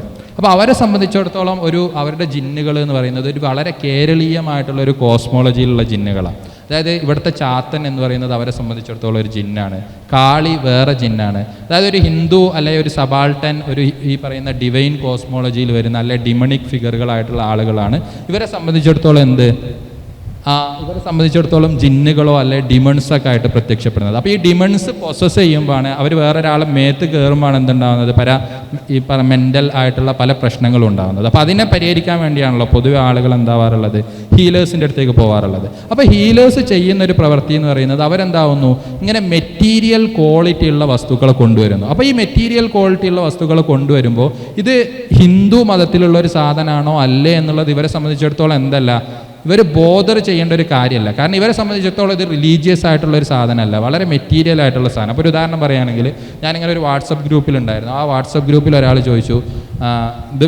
എൻ്റെ കോണ്ടെക്സ്റ്റ് എന്നുള്ള ഉദാഹരണമല്ല എന്നാൽ പോലും, അപ്പോൾ ഒരു ഉസ്താദ് നടത്തുന്ന ഒരു വാട്സപ്പ് ഗ്രൂപ്പാണ്, അതായത് ഒരു ഹീലറായിട്ടുള്ള ഉസ്താദ് നടത്തുന്ന ഒരു വാട്സപ്പ് ഗ്രൂപ്പാണ്. അപ്പോൾ അവിടെ ഈ പറയുന്ന വാസ്തുവിദ്യയല്ലേ, വാസ്തു എന്ന് പറയുന്നത് വളരെ അപ്പാരൻ്റ് ആയിട്ട് ഹിന്ദു ഒറിജിനൊക്കെ ഉള്ള ഒരു ഇതാണല്ലോ. പക്ഷെ നമ്മുടെ ഉസ്താദ്മാരൊക്കെ എന്ത് ചെയ്യാറുണ്ട്, വാസ്തു നോക്കാറുണ്ട്. അപ്പോൾ അവരതിന് ഡിപ്പെൻഡ് ചെയ്യുന്ന ടെക്സ്റ്റുകൾ എന്താണ്, ഹിന്ദു ക്ലാസിക്കൽ ടെക്സ്റ്റുകൾ തന്നെയാണ്. അപ്പോൾ ഈ വാസ്തു എന്ന് പറയുന്ന സാധനം ഹിന്ദു ആയിട്ടുള്ള സാധനമല്ലേ, അല്ലെ ഹിന്ദുയിസ്റ്റിക് ആയിട്ടുള്ള അല്ലെ അൺഇസ്ലാമിക് ആയിട്ടുള്ള ഒരു സാധനമല്ലേ, അതിന് ഉസ്താദ് എങ്ങനെയാണ് ഉപയോഗിക്കുക എന്ന് വെച്ചാൽ, അപ്പോൾ ഉസ്താദ് ചോദിച്ചു, അപ്പോൾ അതിന് ഇസ്ലാമിൽ എന്തെങ്കിലും അടിസ്ഥാനം ഉണ്ടോയെന്നായിരുന്നു ആ ഗ്രൂപ്പിൽ വന്ന ചോദ്യം. അപ്പോൾ അതിന് ഉസ്താദ് നൽകിയൊരു മറുപടി എന്ന് പറയുന്നത്, നിങ്ങൾ ആരെങ്കിലും ഈ പറയുന്ന ചീരാപ്പറങ്കിക്ക് അല്ലെ പച്ചമുളകിന് എരുണ്ടോ എന്ന് നോക്കാൻ ഇസ്ലാമിലേക്ക് ആരെങ്കിലും നോക്കുമെന്നാണ്. പച്ചമുളകിന് എരുണ്ടോയെന്ന് ആരെങ്കിലും എന്താക്കുക, അത് കടിച്ചു നോക്കിയാൽ എന്താവും, അതിൻ്റെ വളരെ ഒരു മെറ്റീരിയൽ ക്വാളിറ്റി അല്ലേ, പച്ചമുളകിൻ്റെ ഒരു മെറ്റീരിയൽ ക്വാളിറ്റി അല്ലേ അതിന് എരുണ്ടാവുക എന്നുള്ളത്. അപ്പോൾ പച്ചമുളക് കടിച്ചു നോക്കിയ ആൾക്ക് എന്താണ്, അയാൾക്ക് സ്വയം മനസ്സിലാവും. അപ്പോൾ അത് വളരെ മെറ്റീരിയൽ ആയിട്ടുള്ളൊരർത്ഥമാണ്. അപ്പോൾ ഇങ്ങനെ ഒരു മെറ്റീരിയലിസ്റ്റിക് പേഴ്സ്പെക്റ്റീവിലൂടെ ഈ പറയുന്ന ഹീലേഴ്സിൻ്റെ പ്രവർത്തികളെ നോക്കിക്കാണുമ്പോൾ അതെന്ത് വ്യത്യാസമാണ് ഈ പറയുന്ന ട്രഡീഷണൽ ആന്ത്രപ്പോളജിക്കൽ ലിറ്ററേച്ചറുകൾ ഉണ്ടാക്കുക. പ്രത്യേകിച്ചും ഇതിനെ എങ്ങനെ അതായത് അപ്പോൾ അവിടെ നടക്കുന്ന ഒരു സാധനം എന്താണെന്ന് വെച്ചാൽ, നമുക്കറിയാം ഇസ്ലാം കേരളത്തിലേക്ക് വരുന്നുണ്ട് അല്ലേ. അപ്പോൾ കേരളത്തിലേക്ക് വരുമ്പോൾ കേരളത്തിൻ്റേതായിട്ടുള്ളൊരു മെറ്റീരിയൽ കൾച്ചർ ഉണ്ട്, ഒരു മെറ്റീരിയൽ മിലിയു എന്നൊക്കെ പറയാം. ആ മെറ്റീരിയൽ മിലിയുമായിട്ട് ഇസ്ലാം നടത്തുന്ന ഒരു ഇൻ്ററാക്ഷൻ അല്ലേ, ആ ഇൻട്രാക്ഷനിലൂടെയാണല്ലോ നമ്മുടെ എന്താ പറയുക വളരെ ലോക്കലൈസ്ഡ് ആയിട്ടുള്ള നമ്മുടെ കസ്റ്റംസും ഇതുപോലുള്ള റിച്വൽസുകളൊക്കെ രൂപപ്പെട്ടു വരുന്നത്. അപ്പോൾ ഈ റിച്വൽസുകൾ രൂപപ്പെട്ടു വരുമ്പോൾ പണ്ടൊക്കെ ആന്ത്രപ്പോളജിസ്റ്റുകൾ പറയാം അതെന്താണ്, സിൻക്രറ്റിക് ആണ്, അല്ലെങ്കിൽ എന്താണ് അഡൾട്രേഷൻസുകളാണ്, അതായത് ഇസ്ലാമിൻ്റെ ഇതിലൊക്കെ ഇവർ ഉണ്ടാക്കി ചേർത്ത് ഒരുപാട് മാറ്റങ്ങളാണെന്ന് പറയുമ്പോൾ അവർ മിസ് ഔട്ട് ചെയ്യുന്നത് എന്താണ്, ഈ ഹീലേഴ്സ് ഇതിനെങ്ങനെയാണ് മനസ്സിലാക്കുന്നത് എന്നുള്ളതാണ്. അപ്പോൾ എൻ്റെ ഒരു സ്റ്റഡിയുടെ ഒരു പ്രധാനപ്പെട്ട ലക്ഷ്യം എന്ന് പറയുന്നത് ഹീലേഴ്സിൻ്റെ പെർസ്പെക്റ്റീവിലാണ്. ഞാൻ ഹീലേഴ്സിനെ മാത്രമാണ് പഠിച്ചിട്ടുള്ളത്, ഹീലേഴ്സിൻ്റെ ഒപ്പം മാത്രമാണ് സമയം ചെലവഴിച്ചിട്ടുള്ളത്. അപ്പോൾ അവരുടെ ടെക്സ്റ്റുകളിൽ ഇവരെങ്ങനെയാണ് ഇതിനെ ഇസ്ലാമിക്കായിട്ട് മനസ്സിലാക്കുന്നത്. അപ്പോൾ ഈ നിലവിളക്കിന് ഇവരെങ്ങനെയാണ് ഇസ്ലാമിക്കായിട്ട് മനസ്സിലാക്കുന്നത്. അപ്പോൾ നിലവിളക്ക് ഇവരെ സംബന്ധിച്ചിടത്തോളം നിലവിളക്കുകൾക്ക് ഒരു തരത്തിലും ഹോളിയല്ല. ഇവരെ സംബന്ധിച്ചിടത്തോളം അതിന് ഇവർ ഒരു തരത്തിലുള്ള സാക്രഡ്നെസ് ഇവരെന്താവുന്നില്ല, കൊടുക്കുന്നില്ല. ഈ പറയുന്ന ഈ ഹീലിംഗ് റൂമിൻ്റെ അപ്പുറത്ത് ഇവർക്ക് അതിനോട് എന്തില്ല, ഒരു ബഹുമാനവും ഇല്ല. ഇവർ പറയുന്നതാണ്, ഇതൊക്കെ അപ്പാരൻ്റ്ലി ഹിന്ദു സാധനങ്ങളാണെന്ന് ഇവരെന്താവുന്നുണ്ട്, സ്വയം പ്രൊക്ലെയിം ചെയ്യുന്നുണ്ട്. പക്ഷെ അവർ ഹിന്ദു സാധനങ്ങളാണെന്ന് പ്രൊക്ലെയിം ചെയ്യുന്നതോടൊപ്പം കൂടെ ഇതിനെ ഹീലിങ്ങിൻ്റെ ഒരു കോണ്ടെക്സ്റ്റിലേക്ക്, സ്പേസിലേക്ക് കൊണ്ടുവരുന്നത് എന്തുകൊണ്ടാണ്, ഇതിനുള്ള ഒരു മെറ്റീരിയൽ ക്വാളിറ്റി കൊണ്ടാണ്. അപ്പോൾ ആ ഒരു പേഴ്സ്പെക്റ്റീവിനെ, ആ ഒരു കോസ്മോളജിയെ മനസ്സിലാക്കാൻ, പ്രത്യേകിച്ചും തസ്രീഫാത്ത് അല്ലെ ട്രാൻസ്ഡക്ഷൻ എന്ന് പറഞ്ഞിട്ട് രണ്ടർത്ഥത്തിലാണ് ഞാനതിനെ നോക്കിയിട്ടുള്ളത്. ഒന്ന് ഈ പറയുന്ന മെറ്റീരിയൽസ് എന്നുള്ള രീതിയിലും, മറ്റൊന്ന് ഇവർ വ്യാപകമായിട്ട് ഉപയോഗിക്കുന്ന ഒരു സാധനമാണ് അറബി റൈറ്റിങ്ങിനെ പല രീതിയിൽ മെറ്റീരിയലൈസ് ചെയ്യുക, ഡീമെറ്റീരിയലൈസ് ചെയ്യുക. ഒരുപക്ഷെ അറബി മെറ്റീരിയൽസിനെ ഇവർ ചിലപ്പോൾ എന്താവും അമുലറ്റ്സുകളായിട്ട് നമ്മുടെ പല ആളുകളും ധരിക്കുന്നുണ്ടാവും. ഈ പറയുന്ന എന്താ പറയുക, ഉറുക്കിൻ്റെ ഇതായിട്ട് ഒക്കെ എന്താവാറുണ്ട്. അപ്പോൾ അതിലൊക്കെ അറബി ലെറ്റേഴ്സിനെ അവരെങ്ങനെയാണ് ഉപയോഗിക്കുന്നത്, അതിൻ്റെ ഒരു സെമിയോട്ടിക് സാധ്യതകൾ എന്താണ്. അപ്പോൾ ഈ സെമിയോട്ടിക്സിനെ പൊതുവേ നമ്മുടെയൊക്കെ ഒരു വൈഡ് സ്പ്രെഡ് ആയിട്ടുള്ള സെമിയോട്ടിക്സ്, അല്ലെ ഈ പറയുന്ന സ്ട്രക്ചറലിസ്റ്റ്, പോസ്റ്റ് സ്ട്രക്ചറലിസ്റ്റ് ടേണിലൊക്കെ വളരെ ഇമ്പോർട്ടൻ്റ് ആയിട്ടുള്ള ഒരു സെമിയോട്ടിക് അണ്ടർസ്റ്റാൻഡിങ് എന്ന് പറയുന്നത് ഒരു സെസൂറിയൻ സെമിയോട്ടിക്സ് ആണ് അല്ലേ. ഫെർഡിനാൻഡ് ഡി സെസൂർ എന്ന് പറയുന്ന ഒരു സിസ് ലിംഗ്വിസ്റ്റ് ആണ്. ഈ പറയുന്ന സൈന് സൈനിന് ഒരു ഡയാഡിക് മോഡൽ, അതായത് സിഗ്നിഫൈഡ് എന്ന് പറയുന്ന ഒരു മോഡലാണുള്ളത്. ഇതിൻ്റെ ഇടയിലുള്ള റിലേഷൻ എന്താണ്, വളരെ ആർബിട്രറിയാണ്. ആർബിട്രറി എന്ന് പറയുമ്പോൾ ഒരു മെറ്റീരിയൽ ആയിട്ടുള്ള ഒരു സാധ്യത വരുന്നില്ല. അപ്പോൾ ഈ ഇതാണ് മൊത്തത്തിൽ ഈ പറയുന്ന ട്രഡീഷൻ്റെ, അതായത് ഈ പറയുന്ന മെറ്റീരിയൽ ഇമ്മെറ്റീരിയൽ അല്ലെ സ്പിരിറ്റ് മാറ്റർ അല്ലെ ട്രാൻസെൻഡൻ്റൽ ഇമ്മനൻ്റ് എന്നൊക്കെ പറയുന്ന ഈ പറയുന്ന ഒരു തരത്തിലുള്ള ഡുവലിസ്റ്റിക് തിങ്കിങ്ങിന് ഒരുപാട് ഒറിജിൻ ഉണ്ട്. നമുക്കൊരു ഇപ്പോൾ ഇവൻ ഡക്കാർത്തയുടെ മൈൻഡ് ബോഡി ഡുവലിസത്തിൽ തുടങ്ങിയിട്ട് നമുക്കിങ്ങനെ വിവിധ ഒറിജിനുകൾ നമുക്ക് അതിനെന്താക്കാൻ പറ്റും, ട്രേസ് ബാക്ക് ചെയ്യാൻ പറ്റും. എന്നാലും സെമിയോട്ടിക്കിലുള്ളതിൻ്റെ ഒരു പ്രധാന ഒറിജിൻ എന്ന് പറയുന്നത് ഈ പറയുന്ന ഫെർഡിനാൻഡ് ഡി സസൂറിലാണ്. അപ്പം ഞാനതിന് ഉപയോഗിച്ചൊരു ഫിലോസഫർ എന്ന് പറയുന്നത് പൊതുവെ ലിംഗ്വിസ്റ്റിക് ആന്ത്രപ്പോളജിയിലൊക്കെ എല്ലാവരും വ്യാപകമായിട്ട് ഉപയോഗിക്കുന്ന ഒരാളാണ്. ചാൾസ് സാൻഡേഴ്സ് പിയേഴ്സ് എന്ന് പറയുന്ന ഒരു അമേരിക്കൻ ലിംഗ്വിസ്റ്റും അതുപോലെ തന്നെ ഫിലോസഫറും മാത്തമാറ്റീഷ്യനൊക്കെ ആയിട്ടുള്ള ആൾ. അപ്പോൾ CS പിയേഴ്സ് പ്രൊപ്പോസ് ചെയ്യുന്ന ഒരു സെമിയോട്ടിക്സ് എന്ന് പറയുന്നത് ഒരു ട്രയാഡിക് മോഡലാണ്. അതായത് എന്ത് മാത്രമല്ല, ഒരു സിഗ്നിഫയറും സിഗ്നിഫൈഡും തമ്മിലുള്ള ഒരു ആർബിട്രറി റിലേഷനെ അല്ല മൂപ്പർ എന്താവുന്നത് പ്രൊപ്പോസ് ചെയ്യുന്നത്, മറിച്ച് അവിടെ എന്തുണ്ട്, ഒബ്ജക്റ്റ് ഉണ്ട്. അല്ലെ സയൻസ് എന്ന് പറയുന്ന എന്താണ് സൈൻ അല്ലേ, നമ്മളെല്ലാം ഓരോ സൈനാണല്ലോ അല്ലേ, ഇവൻ ബീറ്റ് വേർഡ്സ് ആവട്ടെ ലാംഗ്വേജ് ആവട്ടെ അല്ല എന്താവട്ടെ. അപ്പോൾ ആ ഒരു ട്രഡീഷനിലൂടെ നിന്നിട്ട് ഇതിനെങ്ങനെ മനസ്സിലാക്കാം, അങ്ങനെ ഹീലേഴ്സിൻ്റെ പ്രവർത്തനങ്ങൾ എങ്ങനെ തസ്രീഫാത്ത് ഇൻ ദ സെൻസ്, ഇപ്പോൾ ഞാനതിനൊരു ഇക്വാലൻ്റ് ആയിട്ടുള്ളൊരു കൺസെപ്റ്റ് കണ്ടെത്തുന്നത് ഗിൽബർട്ട് സിമോന്തോൺ എന്ന് പറയുന്ന ഡെല്യൂസിനൊക്കെ വളരെ ഇൻഫ്ലുവൻസ് ചെയ്തിട്ടുള്ളൊരു ഫിലോസഫർ ഇൻട്രൊഡ്യൂസ് ചെയ്യുന്ന ട്രാൻസ്ഡക്ഷൻ എന്ന് പറയുന്ന ഒരു കൺസെപ്റ്റിലാണ്. അപ്പോൾ അങ്ങനെ നമുക്ക് ഡീറ്റെയിൽസുകൾ പിന്നെ ഇൻഷാ അല്ലാഹ് പറയാവുന്നതും സംസാരിക്കുന്നതാണ് അല്ലേ. അപ്പോൾ അങ്ങനെ മനസ്സിലാക്കുന്ന സമയത്ത് നമുക്ക് എന്താക്കാൻ പറ്റും, ഈ ഇസ്ലാമും മെറ്റീരിയൽ മിലിയുമായിട്ടുള്ള ഒരു ഇൻ്ററാക്ഷന് ഈ പറയുന്ന സിങ്ക്രറ്റിസത്തിൻ്റെ അല്ലെ വെർണാക്കുലറൈസേഷൻ്റെ അല്ലെ ഇൻഡിജനൈസേഷൻ്റെ ഒക്കെ ഒരു ഫ്രെയിം വർക്കിൻ്റെ അപ്പുറത്ത് നിന്നിട്ട് ഇവരുടെ ഒരു പേഴ്സ്പെക്റ്റീവിലൂടെ നോക്കുമ്പോൾ അതിനൊരു തരത്തിലുള്ള ഒരു ഇൻഡിവിജുവേഷനായിട്ട്, അതായത് എന്താവുന്നു, ഇവർ ഈ പറയുന്ന മെറ്റീരിയൽ കൾച്ചറിനെ ഇവർ അപ്രോപ്രിയേറ്റ് ചെയ്യുന്നുണ്ട്, പക്ഷെ അത് ഇവരുടേതായിട്ടുള്ള ടേമിലാണ് അപ്രോപ്രിയേറ്റ് ചെയ്യുന്നത്. അപ്പോഴും ഇതിൻ്റെയൊക്കെ ഒരു ഡിഫൈനിങ് പ്രിൻസിപ്പിളായിട്ട് അടിസ്ഥാനപരമായിട്ടുള്ളത് എന്തുതന്നെയാണ്, ഒരു ഇസ്ലാമിക് ആയിട്ടുള്ള സാധനമാണ്. ഇവരെല്ലാവരും ഡിവോട്ട് മുസ്ലിം തന്നെയാണ്. ഇവരൊരിക്കലും ഇവരുടെ പ്രവൃത്തിനെ എന്തായിട്ട് കാണുന്നില്ല, ഒരു ഷിർക്കായിട്ടോ അല്ലെങ്കിൽ ഒരു അഡൾട്രേഷനായിട്ടോ ബിദ്അത്തായിട്ടോ ഒന്നും കാണുന്നില്ല. അപ്പോൾ ഇവരുടെ എക്സ്പ്ലനേഷനിലൂടെ അതിനെ നമുക്ക് എങ്ങനെ ആന്ത്രപ്പോളജിയിലേക്ക് ഇൻകോർപ്പറേറ്റ് ചെയ്യാം എന്നുള്ള ഒരു പേഴ്സ്പെക്റ്റീവിലൂടെയാണ് ഞാൻ എന്തായിട്ടുള്ളത് എൻ്റെ പഠനങ്ങൾ നടത്തിയിട്ടുള്ളത്. ഇപ്പോഴും അതിൻ്റെ ഒരു ആരംഭദശയിലുള്ള പഠനം മാത്രമാണ്. പിന്നെ നിങ്ങളെ ചോദ്യങ്ങളൊക്കെ ഉണ്ടെങ്കിൽ അതിനോട് റെസ്പോണ്ട് ചെയ്യാവുന്നതാണ്. നേരത്തെ ഞാൻ പറഞ്ഞു നിർത്തിയത്, അതായത് വിഷ്വൽ ആണ് ലോകത്തിൻ്റെ, അതായത് മോഡേണിറ്റിൻ്റെ ഒരു പ്രധാനപ്പെട്ട ഒരു എപ്പിസ്റ്റമോളജിക്കൽ ടൂൾ, അല്ലെങ്കിൽ നമ്മൾ ഇപ്പോഴത്തെ ലോകത്ത് ഒരു പ്രൈമസി ഉള്ള ഒരു സെൻസ് എന്ന് പറഞ്ഞു കഴിഞ്ഞാൽ കാഴ്ച എന്ന് പറഞ്ഞൊരു സംഭവം എന്നുള്ള രീതിയിൽ പറഞ്ഞു. എന്നാൽ ടെക്നോളജി കടന്നു വരുമ്പോൾ അപ്പം അനീസ് കുറേ, അതായത് മീഡിയേഷനുകൾ, അതായത് പല സ്വഭാവത്തിലുള്ള, ഇപ്പോൾ തസ്രീഫാത്ത് എന്ന് പറഞ്ഞ ഐഡിയ നമുക്ക് വേണമെങ്കിൽ ട്രാൻസ്ഫോർമേഷനോ ട്രാൻസ്ഡക്ഷൻ എന്നൊക്കെ പറയാൻ പറ്റുന്ന രീതിയിൽ പല സ്വഭാവത്തിലുള്ള മീഡിയേഷനും ട്രാൻസ്ഫോർമേഷനും സംഭവിക്കുന്നത് എങ്ങനെയാണെന്ന് പറഞ്ഞു. അപ്പോൾ നമ്മുടെ കാലത്ത് ഇപ്പം ഞാൻ ഉപയോഗിക്കുന്ന മൈക്ക് എന്താണ് ചെയ്യുന്നത്, ബേസിക്കലി എൻ്റെ ശബ്ദത്തിനെ ഒരു വേറൊരു പ്രതലത്തിലേക്ക്, അതായത് ബേസിക്കലി മൈക്കിൻ്റെ ഫംഗ്ഷൻ എന്ന് പറഞ്ഞാൽ ട്രാൻസ്ഡക്ഷനാണ് നിങ്ങൾക്ക് തരുന്നത്. പിന്നെ ലൗഡ് സ്പീക്കറിലേക്ക് എത്തുമ്പോൾ മൈക്ക് ഇലക്ട്രോണിക് വേവ്സ് ആക്കുന്നു, ലൗഡ് സ്പീക്കർ അത് ആംപ്ലിഫൈ ചെയ്തിട്ട് നിങ്ങളിലേക്ക് എത്തിക്കുന്നത്. അത് രണ്ട് ടെക്നിക്കലായിട്ടുള്ള ട്രാൻസ്ഡക്ഷൻ ഫംഗ്ഷൻ കൂടെയാണ് ഈ ശബ്ദം നിങ്ങളിലേക്ക് എത്തുന്നത്.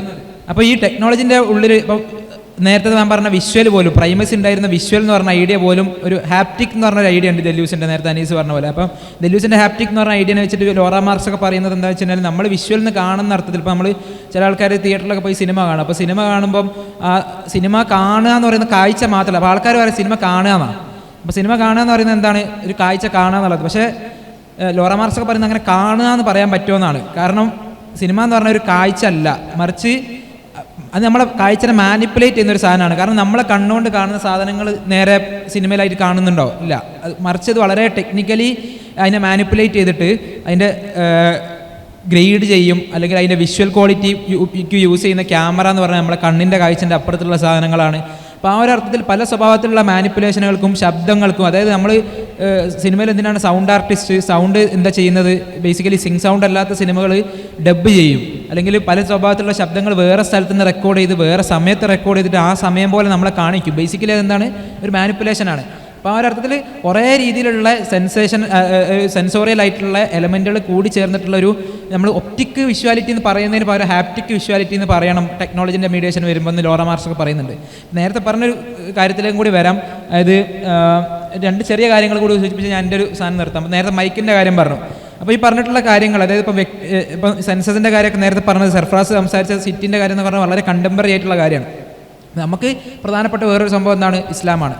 അപ്പോൾ ഇസ്ലാം ഇതിൻ്റെ ഉള്ളിലൊക്കെ എങ്ങനെ ഫംഗ്ഷൻ ചെയ്യുന്നു എന്നുള്ളതാണ്. അപ്പം നേരത്തെ ഞാൻ മൈക്കിൻ്റെ കാര്യം പറഞ്ഞു. അപ്പം പാകിസ്ഥാൻ്റെ കോണ്ടക്സ്റ്റിൽ നവീദ ഖാൻ എന്ന് പറഞ്ഞിട്ടുള്ള ഒരു ആന്ത്രപ്പോളജിസ്റ്റ് ഇസ്ലാമിലെ ദൈവബന്ദ് പറയലി ഒരു ഡിബേറ്റിനെ പരിചയപ്പെടുത്തുന്നുണ്ട്. 2 സ്കോളേഴ്സ് നമ്മൾ 2 ഉസ്താദ് അലിമീങ്ങൾ നമ്മളുള്ള 2 സ്കോളേഴ്സ്, അതായത് അത് മൈക്ക് ലൗഡ് സ്പീക്കറിന് ഉപയോഗമായിട്ട് ബന്ധപ്പെട്ടിട്ടാണ്. അപ്പോൾ കേരളത്തിൻ്റെ കോണ്ടക്സ്റ്റിൽ നമുക്ക് അറിയാം, അതായത് ഇപ്പം നമ്മൾ കുറേ ആൾക്കാർ പരിചയമുണ്ടോ സംസ്ഥാന ഒക്കെ ആയിട്ട് ബന്ധപ്പെട്ടുള്ള വിഷയങ്ങൾ, മൈക്ക് യൂസ് ചെയ്യാൻ പറ്റുമോ, അല്ലെങ്കിൽ മൈക്ക് നമ്മൾ എങ്ങനെ ഉപയോഗിക്കുക, അല്ലെങ്കിൽ മൈക്കിലൂടെ വരുന്ന ശബ്ദം ഇമാമിൻ്റെ ശബ്ദമായിട്ട് നമുക്ക് കൺസിഡർ ചെയ്യാൻ പറ്റുമോ, അല്ലെങ്കിൽ നമ്മൾ ആ മൈക്കിലൂടെ വരുന്ന ശബ്ദത്തിന് നമ്മൾ ഇമാമത്ത് നിൽക്കുമ്പം ആ ശബ്ദം നമ്മൾ അതായത് നമ്മളെ നിസ്കാരത്തിനെ ഫോളോ ചെയ്യുമ്പോൾ നമ്മൾ ആ ശബ്ദം ഇതിലൂടെ വരുന്നത് ട്രാൻസ്ഡ്യൂസ്ഡ് ആയിട്ട് വരുന്ന വേവ് നമുക്ക് ശബ്ദമായിട്ട് തന്നെ പരിഗണിക്കാൻ പറ്റുമോ എന്നുള്ള ക്വസ്റ്റ്യനിൽ വരെ ഡിബേറ്റുകൾ ഉണ്ടായിട്ടുണ്ട് എന്നുള്ളതാണ്. അപ്പോൾ ഈ പറഞ്ഞിട്ടുള്ള സെൻസോറിലായിട്ടുള്ള ക്വസ്റ്റ്യൻസിൽ പോലും മുസ്ലിങ്ങൾ സ്വന്തം എവിടെ പൊസിഷൻ ചെയ്യണം എന്നുള്ള ക്വസ്റ്റ്യനിൽ മുസ്ലിങ്ങൾ ഭയങ്കര അവെയർ ആണെന്നുള്ളതാണ്. ഈ ക്വസ്റ്റ്യൻ വരാൻ കാരണം എന്താണ്? മോഡേണിറ്റി കൊണ്ടുവന്നിട്ടുള്ളൊരു ക്രൈസിസ് ആണ്. അപ്പം എൻ്റെ ഒരു വലിയ ക്യൂരിയോസിറ്റി എന്താണെന്ന് വെച്ച് കഴിഞ്ഞാൽ, നമുക്ക് നേരത്തെ പറഞ്ഞു പല രീതിയിലുള്ള സെൻസസിൻ്റെ ഒരു അമാൽഗമേഷൻ ഉള്ളപ്പോൾ നമ്മളെ മുമ്പിൽ പല സ്വഭാവത്തിലുള്ള സെൻസസിൻ്റെ പ്രൊലിഫറേഷൻ ഉള്ളപ്പം ഇത് പല രീതിയിലുള്ള കാഴ്ചകൾ ലോകത്തുണ്ട്, പല രീതിയിലുള്ള പല സ്വഭാവത്തിലുള്ള ശബ്ദങ്ങൾ, ആ 6D 5D എന്നൊക്കെ പറഞ്ഞു, അല്ലെങ്കിൽ IMAX എന്ന് പറഞ്ഞ ടെക്നോളജി വരുന്നു, അല്ലെങ്കിൽ പല സ്വഭാവത്തിലുള്ള ശബ്ദ ടെക്നോളജികൾ വരുന്നു. അപ്പം ഇത്രയും പ്രൊലിഫറേറ്റഡ് ആയിട്ടുള്ള സെൻസസ് ഉള്ളൊരു ലോകത്ത് നമ്മൾ മുസ്ലിങ്ങൾ എന്നുള്ള അർത്ഥത്തിൽ നമ്മളെങ്ങനെ നമ്മളെ ലൊക്കേറ്റ് ചെയ്യണം, നമ്മളെങ്ങനെ ഈ സെൻസസുമായിട്ട് എൻഗേജ് ചെയ്യണം എന്നുള്ള ഒരു ക്വസ്റ്റ്യൻ നമുക്ക് ഇമ്പോർട്ടൻ്റ് ആയിട്ട് കടന്നു വരും. നമ്മൾ പ്രത്യേകിച്ച് ഒരു എംബോഡീഡ് റിലീജനും കൂടിയാണ്. നമ്മൾ പലപ്പോഴും നമ്മളെ പ്രാക്ടീസുകളെ എംബോഡീഡ് ആയിട്ട് പ്രാക്ടീസ് ചെയ്യുന്ന ആൾക്കാരും കൂടിയാണ്. അപ്പം എൻ്റെ ഒരു പ്രധാനപ്പെട്ട ഒരു ക്യൂരിയോസിറ്റി എന്ന് പറഞ്ഞു കഴിഞ്ഞാൽ, നമ്മളെങ്ങനെ നമ്മളെ ട്രഡീഷനെ ഭയങ്കര ബിലോവഡായിട്ട് നമ്മൾ ഭയങ്കര പ്രിയപ്പെട്ടതായിട്ട് നമ്മൾ ചേർത്ത് പിടിക്കുന്നതും കൂടിയാണ് നമ്മളെ പാരമ്പര്യത്തിന്. അപ്പോൾ ചേർത്ത് പിടിക്കുന്ന നമ്മളെ പാരമ്പര്യത്തിന് നമ്മൾ മോഡേണിറ്റിൻ്റെ ഈ ഒരു കോണ്ടക്സ്റ്റിൽ, ടെക്നോളജി പ്രൊലിഫറേറ്റ് ആയിട്ടുള്ള ഒരു കോണ്ടക്സ്റ്റിൽ നമ്മളെങ്ങനെ ഈ ട്രഡീഷനെ നമുക്ക് ചേർത്ത് പിടിക്കാൻ പറ്റുന്നു എന്നുള്ളതാണ് ഞാൻ ഇതിൻ്റെ ഒരു തുടർച്ച. അതിൽ സെൻസിന് നമുക്ക് എത്രത്തോളം ഇമ്പോർട്ടൻസ് കൊടുത്ത് മനസ്സിലാക്കാൻ പറ്റുന്നുള്ളതാണ് എൻ്റെ ഒരു ചോദ്യം. അതിന് ഞാൻ നാദിയ സർമറ്റാക്കിസ് എന്ന് പറഞ്ഞിട്ട് ഒരു ഗ്രീക്ക് റൈറ്റർ ആന്ത്രപ്പോളജിസ്റ്റ് ഉണ്ട്. അപ്പോൾ ഇവരൊരു പുസ്തകമുണ്ട് സെൻസസ് സ്റ്റിൽ എന്ന് പറഞ്ഞിട്ട്, നിങ്ങൾക്കൊക്കെ വായിച്ചാൽ ഭയങ്കര ഇഷ്ടപ്പെടുന്ന ഒരു പുസ്തകമാണ്. അതിൽ തുടക്കത്തിലെ കുറേ ഭാഗത്ത് ഒരു വല്യമ്മ, അതായത് നമുക്കൊക്കെ വലിയ ഉമ്മമ്മ അല്ലെങ്കിൽ ഗ്രാൻഡ് മദർ എന്ന് പറഞ്ഞൊരു ഐഡിയതാണ് മൂപ്പത്തി സംസാരിക്കുന്നതൊക്കെ. അപ്പോൾ ഗ്രാൻഡ് മദർ എങ്ങനെയാണ് ഇവരെ ഇത് ഇൻഫ്ലുവൻസ് ചെയ്തിട്ടുള്ളത്, ഗ്രാൻഡ് മദറിനെ നമുക്ക് എങ്ങനെ സെൻസോറിയലി നമുക്ക് മനസ്സിലാക്കാം, അല്ലെങ്കിൽ ഗ്രാൻഡ് മദർ എങ്ങനെയാണ് നമ്മളെ ലൈഫിനെ ഇൻഫ്ലുവൻസ് ചെയ്യുന്നത് നമുക്കൊക്കെ അറിയാം. അതായത് മൂപ്പത്തി പറയുന്ന ഒരു ഐഡിയ എന്താണെന്ന് വെച്ച് കഴിഞ്ഞാൽ, ഒരു വല്യമ്മ ചെറിയ കുട്ടിയാകുമ്പം കുട്ടീനെ പേരെടുത്ത് വിളിക്കുന്നത്, അതുപോലെ തന്നെ കുട്ടീനെ നിരന്തരം പേരെടുത്ത് വിളിക്കുന്നത്, പല രീതിയിൽ കളിപ്പേരിട്ട് വിളിക്കുന്നത്, അതുപോലെ തന്നെ ഭക്ഷണം കൊടുക്കുമ്പോൾ ചിലപ്പം ഈ അവിടുത്തെ കോണ്ടക്സ്റ്റ് ഗ്രീക്ക് കോണ്ടക്സ്റ്റിൽ ഒരു കൈൻഡ് ഓഫ് ബ്രെഡ് ഉണ്ട്, കുറച്ച് ഉണങ്ങിയ ബ്രെഡായിരിക്കും. അപ്പോൾ ആ ഉണങ്ങിയ ബ്രെഡ് ഇവരെ തുപ്പൽ പറ്റിച്ചിട്ട് നനച്ചിട്ട് കൊടുക്കും കുട്ടിക്ക്. നമ്മുടെ നാട്ടിലൊക്കെ ചിലപ്പം കൊടുക്കും, കുട്ടികൾക്ക് എല്ലാം കഴിക്കാൻ പറ്റില്ല.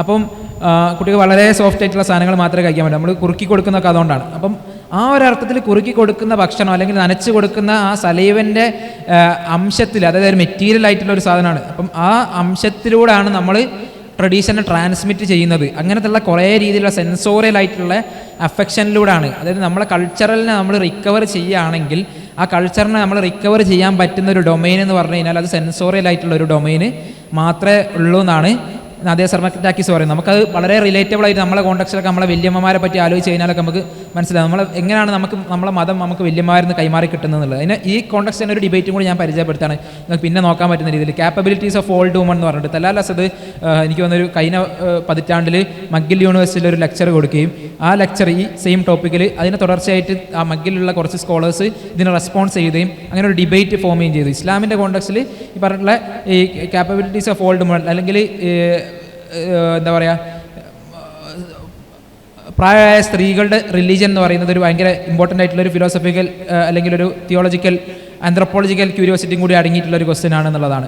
അപ്പോൾ ഈ നിശാപൂരിലെ സ്ത്രീകൾ എന്ന് പറഞ്ഞിട്ട് ഇമാം ഗസാലി ഇമാമിൻ്റെ ഒരു കഥയൊക്കെ നിങ്ങൾക്ക് പരിചയം ഉണ്ടാവും ചിലപ്പോൾ.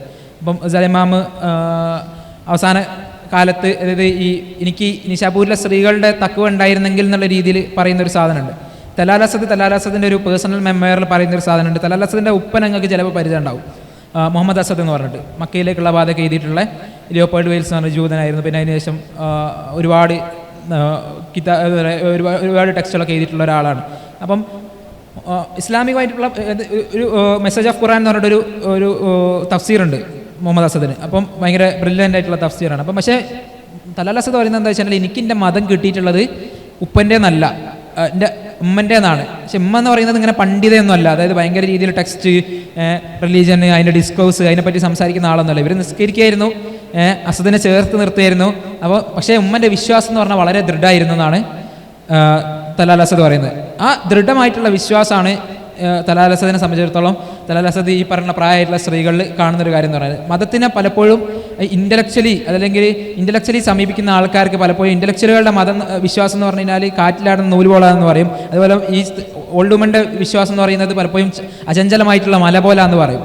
കാരണം സ്കെപ്റ്റിക് അല്ലാത്ത വളരെ ദൃഢമായിട്ടുള്ള വളരെ ഫിക്സഡ് ആയിട്ടുള്ള വിശ്വാസമുള്ള ആൾക്കാരാണ് ഇവർക്ക് എങ്ങനെയാണ് ഈ വിശ്വാസം കൈമാറി കിട്ടുന്നത്? അപ്പോൾ ആ കൈമാറി കിട്ടുന്ന വിശ്വാസത്തിൻ്റെ ക്വാളിറ്റി എന്ന് പറഞ്ഞു കഴിഞ്ഞാൽ അതിന് സെൻസോറിയൽ ആയിട്ടുള്ള ഒരു ക്വാളിറ്റി ഉണ്ട്. കാരണം ഇത് ഇവർ ആ പ്രാക്ടീസിനെ എംബോഡി ചെയ്യാണ്. നമ്മളെ വല്യമ്മമാരൊക്കെ ഖുർആൻ ഓതിയിട്ടുണ്ടായിരുന്ന ഒരു തക്വ, അല്ലെങ്കിൽ ഇവർക്ക് പലപ്പോഴും നമ്മളെ കോണ്ടക്സ്റ്റിൽ അവൈലബിൾ ആയിട്ടുള്ള അർത്ഥത്തിലുള്ള തർജ്ജമകളോ അല്ലെങ്കിൽ പല സ്വഭാവത്തിലുള്ള ഖുർആനെ പറ്റിയുള്ള ഒരു എന്താ പറയുക സിമിയോട്ടിക് ആയിട്ടുള്ള അല്ലെങ്കിൽ ലിംഗ്വിസ്റ്റിക് ആയിട്ടുള്ള അവയർനെസ് ഇവർക്കില്ല. മറിച്ച് ഖുർആൻ എന്ന് പറഞ്ഞ ഒരു ഐഡിയനെ ഇവരായിട്ട് സ്വീകരിക്കുകയാണ്. ഇവരതിൻ്റെ പൂർണ്ണാർത്ഥത്തിൽ ആ ഒരു ഐഡിയനെ ഇവർ സ്വീകരിക്കുകയാണ്. ആ സ്വീകരിക്കുക എന്ന് പറയുന്നത് ഒരു സെൻസോറിയൽ പ്രാക്ടീസ് കൂടിയാണ്. അപ്പോൾ അങ്ങനെ ഇവർ സ്വീകരിച്ചതുകൊണ്ടാണ് നമുക്കൊക്കെ ഒരർത്ഥത്തിൽ അല്ലെങ്കിൽ മറ്റൊരർത്ഥത്തിൽ ഈ മതത്തിന് ആ സ്വഭാവത്തിൽ തന്നെ അതിൻ്റെ സമഗ്രതയിൽ അതിൻ്റെ പല സ്വഭാവത്തിൽ ഇന്ദ്രിയാനുഭൂതികളുടെ സമഗ്രതയിൽ നമുക്ക് കൈമാറി കിട്ടിയിട്ടുള്ളത്. അത്തരത്തിൽ നമുക്ക് ആ മതത്തിനെ കൈമാറി കിട്ടിയിട്ടില്ലായിരുന്നെങ്കിൽ ഒരു കേവല ചിലപ്പോൾ ഒരു പ്രൊട്ടസ്റ്റൻ്റ് എത്തിക്കിലേക്കൊക്കെ നമ്മളുടെ മതകീയമായിട്ടുള്ള ആശയങ്ങൾ ധാരണകൾ പോകാമായിരുന്നു. അതായത് കേവല ഇൻ്റലക്ച്വൽ ഒരു എക്സസൈസ് മാത്രമാണ് മതം എന്നുള്ള അർത്ഥത്തിൽ നമ്മൾ പോകാമായിരുന്നു എന്നുള്ളൊരു ഒരു ഐഡിയ കൂടി ഞാൻ ഈ സെൻസോറിയൽ പ്രാക്ടീസുമായിട്ട് ബന്ധപ്പെട്ട് പങ്കുവെക്കുകയാണ്. അപ്പം ഈ ഒരു സാധനത്തിന് പല രീതിയിലുള്ള നമ്മളുടെ പല സ്വഭാവത്തിലുള്ള പ്രാക്ടീസുകൾ കൂടെ പല രീതിയിലുള്ള സെൻസോറിയൽ ആയിട്ടുള്ള പ്രാക്ടീസുകളിലൂടെ അതിൻ്റെ അഫക്റ്റീവായിട്ടുള്ള ഡൈമെൻഷനിലൂടെയാണ് നമുക്ക് നമ്മളുടെ പാരമ്പര്യത്തിനെ കൈമാറി കിട്ടിയിട്ടുള്ളത്. നമ്മളങ്ങനെ സൂക്ഷിച്ചു പോരുകയാണ് പല രീതിയിൽ. നമുക്ക് അതിൻ്റെ ഒരു എന്താ പറയുക ഒരു പാരമ്പര്യം എന്ന് പറയുന്നത് നമ്മളെ സംബന്ധിച്ചിടത്തോളം വളരെ ഇമ്പോർട്ടൻ്റ് ആണ്. അപ്പോൾ അതിനൊരു സെൻസോറിയൽ ഡൈമെൻഷനും കൂടി ഉണ്ട് എന്നുള്ള അർത്ഥത്തിലാണ് ഞാൻ പറയാൻ ഉദ്ദേശിക്കുന്നത്. നമ്മൾ ബാക്കി നമുക്ക് ക്വസ്റ്റ്യനിലൊക്കെ സംസാരിക്കാം. ഞാൻ സർഫാസിൻ്റെ ഒരു സംസാരിച്ച ഒരു കോണ്ടക്സ്റ്റിനെ എലാബറേറ്റ് ചെയ്യും. അതിനുശേഷം അനീസും എലാബറേറ്റ് ചെയ്യുമെന്ന് വിചാരിക്കുന്നു. അതിനുശേഷം നമുക്ക് ക്വസ്റ്റ്യനിലേക്ക് കടക്കുന്നത്.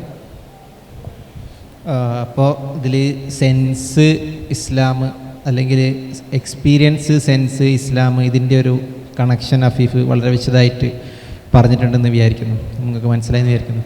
അപ്പം ഈ ഒരു ടേണിലേക്ക് വരാനുള്ളൊരു പ്രധാനപ്പെട്ട കാരണം എന്താണെന്ന് വെച്ചാൽ നോളജ് സിസ്റ്റം എന്ന് പറയുന്നത്, അതായത് ഈ 15th century 16th century സമയങ്ങളിൽ യൂറോപ്പിൽ എന്താ ഉണ്ടായെന്ന് വെച്ചാൽ യൂറോപ്പിൽ ഒരുപാട് ഡിബേറ്റുകൾ ഉണ്ടായിരുന്നു. അതായത് ജീസസ് ക്രൈസ്റ്റിൻ്റെ ബോഡി എന്ന് പറയുന്നത്, ജീസസ് ക്രൈസ്റ്റിൻ്റെ ബോഡി ഈ നമ്മൾ അവസാനത്തെ അത്താഴം എന്നുള്ളൊരു ഫോട്ടോ കണ്ടിട്ടുണ്ടാവുമല്ലോ.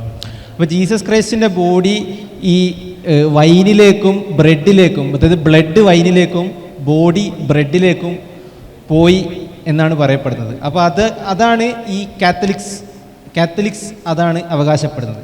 പക്ഷെങ്കിൽ മറ്റൊരു വിഭാഗം ഉണ്ടായിരുന്നു, പ്രൊട്ടസ്റ്റൻസ്. അവർ വളരെ റാഷണലായിട്ട് ചിന്തിക്കുന്നവർ പറയുന്നത് അങ്ങനെ പോയിട്ടില്ല, ജീസസ് ക്രൈസ്റ്റ് അവിടെ തന്നെ ഉണ്ട്. അപ്പോൾ നമ്മൾ എന്ത് ചെയ്യേണ്ടില്ല, ഇത്തരം മെറ്റീരിയലുകൾ, അതായത് ഈ വൈന് ബ്രെഡ് ഇത്തരം മെറ്റീരിയലുകൾക്ക് നമ്മൾ വാല്യൂ കൊടുക്കേണ്ടതില്ല. അല്ലെങ്കിൽ മെറ്റീരിയൽ എന്ന് പറയുമ്പം അവരുടെ പുസ്തകം ബൈബിൾ എന്നുള്ളൊരു പുസ്തകത്തിന് അല്ലെങ്കിൽ ആ പുസ്തകത്തിനെ അതോറിറ്റി ആയിട്ട് നീങ്ങുന്ന ക്ലർജി എന്ന് പറയുന്നത് പിന്നെ റോമൻ കാത്തലിക്സ് ആണെങ്കിൽ ചർച്ച്, പ്രീസ്റ്റ്, ഇതിനൊന്നും വില കൊടുക്കാതെ ക്രൈസ്റ്റിനെ നമ്മൾ തന്നെ കണ്ടെത്തുക. മനസ്സിലായല്ലോ? നമ്മൾ തന്നെ ക്രൈസ്റ്റിനെ കണ്ടെത്തുക, എന്നിട്ട് നമ്മൾ തന്നെ ആരാധിക്കുക. ആ ഒരു രീതിയിൽ നമ്മൾ ചെയ്യുന്ന ജോലികളിലൂടെ, നമ്മൾ ചെയ്യുന്ന കർമ്മങ്ങളിലൂടെ എല്ലാത്തിനെയും ക്രൈസ്റ്റിനെ ആരാധിക്കുക എന്നുള്ളൊരു റാഷണൽ തോട്ട്, അവിടെ നിന്നാണ് ഒരു റാഷണൽ ചിന്ത എന്നുള്ളത് വന്നത്. അപ്പോൾ അവിടെ ആ ഒരു സമയത്താണ് ഈ എക്സ്പീരിയൻസ് സെൻസ് എന്ന് പറയുന്ന സാധനത്തിൽ നിന്ന് ബ്രേക്ക് ചെയ്ത് മാറിയിട്ട് ഈ ഒരു ടൈപ്പ് ചിന്ത തന്നെ ഉണ്ടാവുന്നത്. അപ്പോൾ അതാണ് ഇതൊരു പ്രധാനപ്പെട്ട റൂട്ട്. അപ്പോൾ നമ്മളിത് പറഞ്ഞു വരുമ്പോൾ ഇത് എവിടെ നിന്നാണ് തുടങ്ങിയെന്ന് പറയാനുള്ളത്. അപ്പോൾ അതിന് വേണ്ടിയിട്ടാണ് ഞാൻ അവിടെ നിന്ന് തുടങ്ങിയത്. പിന്നെ വേറൊരു സാധനം, അപ്പം ഞാൻ എക്സ്പീരിയൻസിനെ പറ്റി പറഞ്ഞപ്പം ഇതിപ്പം നമ്മളിപ്പം ഇസ്ലാമിക് എക്സ്പീരിയൻസ് എന്ന രീതിയിൽ നമ്മളിപ്പോൾ പറഞ്ഞു കഴിഞ്ഞു. ഇപ്പം രണ്ടാമത് വേറെന്ന് പറയാനുള്ളത് ഇപ്പം ബാങ്കിനെ പറ്റിയിട്ട് ഈ അടുത്ത് മറ്റ് മതസ്ഥർ പ്രശ്നങ്ങൾ ഉണ്ടാക്കിയ ഒരു സമയം ഉണ്ടായിരുന്നു കോഴിക്കോടൊക്കെ. അപ്പോൾ കോഴിക്കോടുള്ള ഉസ്താദുമാർ പറഞ്ഞിട്ടുണ്ടായിരുന്നൊരു കാര്യം, ബാങ്ക് കൊടുക്കുമ്പം കുറച്ച് ഈണത്തിൽ ബാങ്ക് കൊടുക്കണം എന്നുള്ള രീതിയിൽ പറഞ്ഞിട്ടുണ്ടായിരുന്നു. അതായത് മറ്റുള്ള മതസ്ഥർക്കും കൂടി ഒരു കുറച്ചുകൂടി ആസ്വദിക്കാൻ പറ്റുന്ന രീതിയിൽ ഈണത്തിൽ ബാങ്കുകൾ കൊടുക്കുക. അതേപോലെ അപ്പം അതായത് ഈ ബാങ്കിൻ്റെ എക്സ്പീരിയൻസ് നമുക്ക് ഉണ്ടാകുന്ന എക്സ്പീരിയൻസിൻ്റെ ഒരു അതല്ല വേറെ ഉണ്ടാകുന്ന ഒരു എക്സ്പീരിയൻസ്. അല്ലെങ്കിൽ ഇപ്പോൾ ഹുത്തുബ അറബിയാണ്. അറബിയിൽ നമുക്ക് ഇപ്പം അറബി അറിയാത്തവർക്ക് ഇതൊന്നും മനസ്സിലാകും. ഒരു നാട്ടിൻപുറത്തുകാരന് ഒരിക്കലും മനസ്സിലാകാത്തൊരു സാധനമാണ് ജുമാ ഹുത്തുബ. പക്ഷേങ്കിൽ അത് മീഡിയേറ്റ് ചെയ്യുന്ന ഒരു തരം എക്സ്പീരിയൻസുകളുണ്ട്. അപ്പം അതിൻ്റെ ഒരു വിശദമായ രൂപമാണ് അഫീഫ് പറഞ്ഞത്. അപ്പം ഞാനിത് ഒരു വേറൊരു പെർസ്പെക്റ്റീവ്, ഒരു മറ്റു മതസ്ഥരുടെ ഒരു പെർസ്പെക്റ്റീവ് എന്ന് പറയാൻ നോക്കും. എന്നിട്ട് അത് കഴിഞ്ഞിട്ട് പിന്നെ അവസാനമായിട്ട് പറയുക ആ ഒരു എക്സ്പീരിയൻസ് എങ്ങനെയാണ് ഒരു ഇന്ത്യൻ സിറ്റിയിലെ മുസ്ലിമിനെ, അതായത് അവസാനം ഞാൻ തുടങ്ങിയ ടോപ്പിക്കിലേക്ക് തന്നെ നിർത്താൻ നിൽക്കുകയാണ്, അങ്ങനെ എത്താന്നുള്ളതാണ്. അപ്പം അതായത് ഗോപാൽ ഗുരു പറയുന്നുണ്ട്, ഗാന്ധിനെയും അംബേദ്കറിനെയും വെച്ച് കമ്പയർ ചെയ്തിട്ട് പറയുന്നുണ്ട്. അതായത് ടെമ്പിൾ എൻട്രി വിഷയം ഉണ്ടായിരുന്നു ദളിത്സിൻ്റെ. അപ്പം ഗാന്ധി പറയുന്നത് ടെമ്പിൾ എൻട്രി ഏതെങ്കിലും രീതിയിൽ സാധ്യമാക്കണം എന്നുള്ളതാണ്. പക്ഷെ അംബേദ്കർ പറഞ്ഞിട്ടുള്ളത് ആ ടെമ്പിൾ എന്നുള്ള സാധനത്തിനെ തന്നെ ഇല്ലാണ്ടാക്കണം എന്നുള്ള രീതിയിൽ അംബേദ്കർ ഒരു ക്യാമ്പയിനിങ് നടത്തിയിട്ടുണ്ട്. അപ്പം ഗോപാൽ ഗുരു പറയുന്നത് ഇവരുടെ രണ്ടുപേരുടെയും ഒരു ബാക്ക്ഗ്രൗണ്ട് എപ്പിസ്റ്റമിക് എക്സ്പീരിയൻസ് ആണ് ഇവരെ രണ്ടുപേരെയും രണ്ട് ചേരിയിൽ നിർത്താൻ പറ്റിയെന്നുള്ളതാണ്. അപ്പം അത് വെച്ച് ചിന്തിക്കുന്നതാണെങ്കിൽ ഒരു അർബൻ ഏരിയയിൽ ജീവിക്കുന്ന ഒരു ഇന്ത്യൻ മുസ്ലിമിനെ സംബന്ധിച്ചിടത്തോളം ബാങ്ക് എന്ന് പറയുന്നത് അവൻ്റെ ബിലോങ്ങിങ്നെസ്സിനെ സൂചിപ്പിക്കുന്നുണ്ടെങ്കിൽ ഇപ്പുറത്ത് അതൊരു സോഷ്യൽ സ്റ്റിഗ്മയായിട്ടാണ് സൂചിപ്പിക്കുക. അപ്പം ബാങ്ക് മാത്രമല്ല, അത് ഈ CAA സമരങ്ങളിൽ ഉണ്ടായെന്ന് വെച്ചാൽ ഇത്തരം ശബ്ദങ്ങൾ അല്ലെങ്കിൽ ഇത്തരം വിഷ്വൽസ് അത് ഒരുപാട് തരത്തിൽ ഈ അർബൻ ഏരിയയിൽ ജീവിക്കുന്ന മുസ്ലിങ്ങൾക്ക് പ്രശ്നം ഉണ്ടായിട്ടുണ്ട്. അതായത് ഈ ക്രൗഡിൻ്റെ സൗണ്ടുകൾ പലപ്പോഴും ഒരു അപ്കമിങ് വയലൻസ് ആണെന്നുള്ള രീതിയിൽ ആളുകൾ മുന്നിൽ കണ്ടിട്ട് പരാക്രമം വാഞ്ഞ ഒരുപാട് ഇൻസിഡൻറ്റുകൾ ഉണ്ടായിട്ടുണ്ട്. അതേപോലെയുള്ള വിഷ്വൽസ് അതായത് പോലീസിൻ്റെ വണ്ടികൾ, ബാരിക്കേഡുകൾ, ഇതുപോലെയുള്ള കാര്യങ്ങൾ. പിന്നെ അതുപോലെ പറയുകയാണെങ്കിൽ റൂമേഴ്സ്, അതായത് ഇപ്പോൾ ഇവിടെ ഒരു പ്രശ്നം ഉണ്ടാകാൻ പോവുകയാണ്, അല്ലെങ്കിൽ നാളെ ഒരു പ്രശ്നം അവിടെ ഉണ്ടാവും, ഇവിടെ പോലീസ് വരും, പോലീസ് വന്ന് ഇത്ര ആൾക്കാരെ അടിച്ച് ഇതാക്കും എന്നൊക്കെയുള്ള സംഭവങ്ങൾ CAA സമരത്തൊക്കെ ഉണ്ടായിരുന്നു. അപ്പം ഈ രീതിയിലുള്ള എക്സ്പീരിയൻസുകൾ, ഈ രീതിയിലുള്ള പലതരം എക്സ്പീരിയൻസുകൾ ഇന്ത്യൻ മുസ്ലിങ്ങളുടെ അർബൻ ഏരിയയിൽ ജീവിക്കുന്ന മുസ്ലിങ്ങൾക്ക് ഉണ്ടായിട്ടുണ്ടെന്നുള്ളതാണ്. അപ്പം പറഞ്ഞു വരുന്നത് എത്രത്തോളം ഒരു സിറ്റിസൺഷിപ്പ് എന്നുള്ളൊരു സാധനത്തിന് തന്നെ ഈ ഒരു സെൻസോറിയൽ എക്സ്പീരിയൻസിൽ നമുക്ക് എങ്ങനെ മനസ്സിലാക്കുക എന്നുള്ളതാണ്. അതായത് സിറ്റിസൺഷിപ്പ് ഞാൻ ഉദ്ദേശിക്കുന്നത് ഒരു പേപ്പർ എന്നുള്ള രീതിയിലല്ല, സിറ്റിസൺഷിപ്പിൽ എല്ലാം വിടും. അതായത് റൈറ്റ് ഡ്യൂട്ടി എന്നുള്ള രീതിയിലാണല്ലോ സിറ്റിസൺഷിപ്പ് നമ്മൾ മനസ്സിലാക്കുന്നത്. അപ്പം ഒരു ഹ്യൂമൻസിൻ്റെ ഒരു ബേസിക് ഹ്യൂമൻ റൈറ്റ് ഒരു കോൺസ്റ്റിറ്റ്യൂഷനിൽ ഇന്ന രീതിയിലാണ് പ്രഖ്യാപിച്ചിട്ടുള്ളത്. അപ്പം ആ ഹ്യൂമൻ റൈറ്റ് അല്ലെങ്കിൽ ഫണ്ടമെൻ്റൽ ഡ്യൂട്ടി എന്നുള്ള സാധനങ്ങളൊക്കെ നമുക്ക് എക്സ്പീരിയൻസുകളിലൂടെ മനസ്സിലാക്കാൻ പറ്റും എന്നുള്ളതാണ് ഞാൻ ഈ വയലൻസ് എന്നീ സാധനങ്ങൾ കൊണ്ട് പറയാൻ വേണ്ടി ഉദ്ദേശിച്ചിട്ടുള്ളത്. അപ്പം ഇനി നമുക്ക് ഡിസ്കഷനിൽ കൂടുതലുണ്ടെങ്കിൽ പറയാം, ഇപ്പം പെട്ടെന്നൊന്നും പറയാൻ കിട്ടുന്നില്ല, അതുകൊണ്ടാണ്. ഓക്കെ, ഞാനും മൊത്തത്തിൽ ഞാൻ നേരത്തെ സൂചിപ്പിച്ച ആ ഒരു ബാക്ക്ഗ്രൗണ്ടിൽ നിന്ന് 2 ടേക്ക് അവേഴ്സ് എങ്ങനെ നമുക്ക് ഇതിൽ നിന്ന് രൂപപ്പെടുത്തിയെടുക്കാം എന്നുള്ളത് കൂടെ സൂചിപ്പിച്ചിട്ട് എന്താക്കാം ഞാൻ അവസാനിപ്പിക്കാം. ഞാൻ നേരത്തെ സർഫറാസ് കൂടെ സൂചിപ്പിച്ചു, നമ്മളെന്താണ് ഖുതുബ എന്ന് പറയുന്ന വളരെ അറബി ഭാഷയിൽ ഓതപ്പെടുന്ന ഖുതുബ ഉണ്ടല്ലേ നമ്മളുടെ ഇടയിൽ.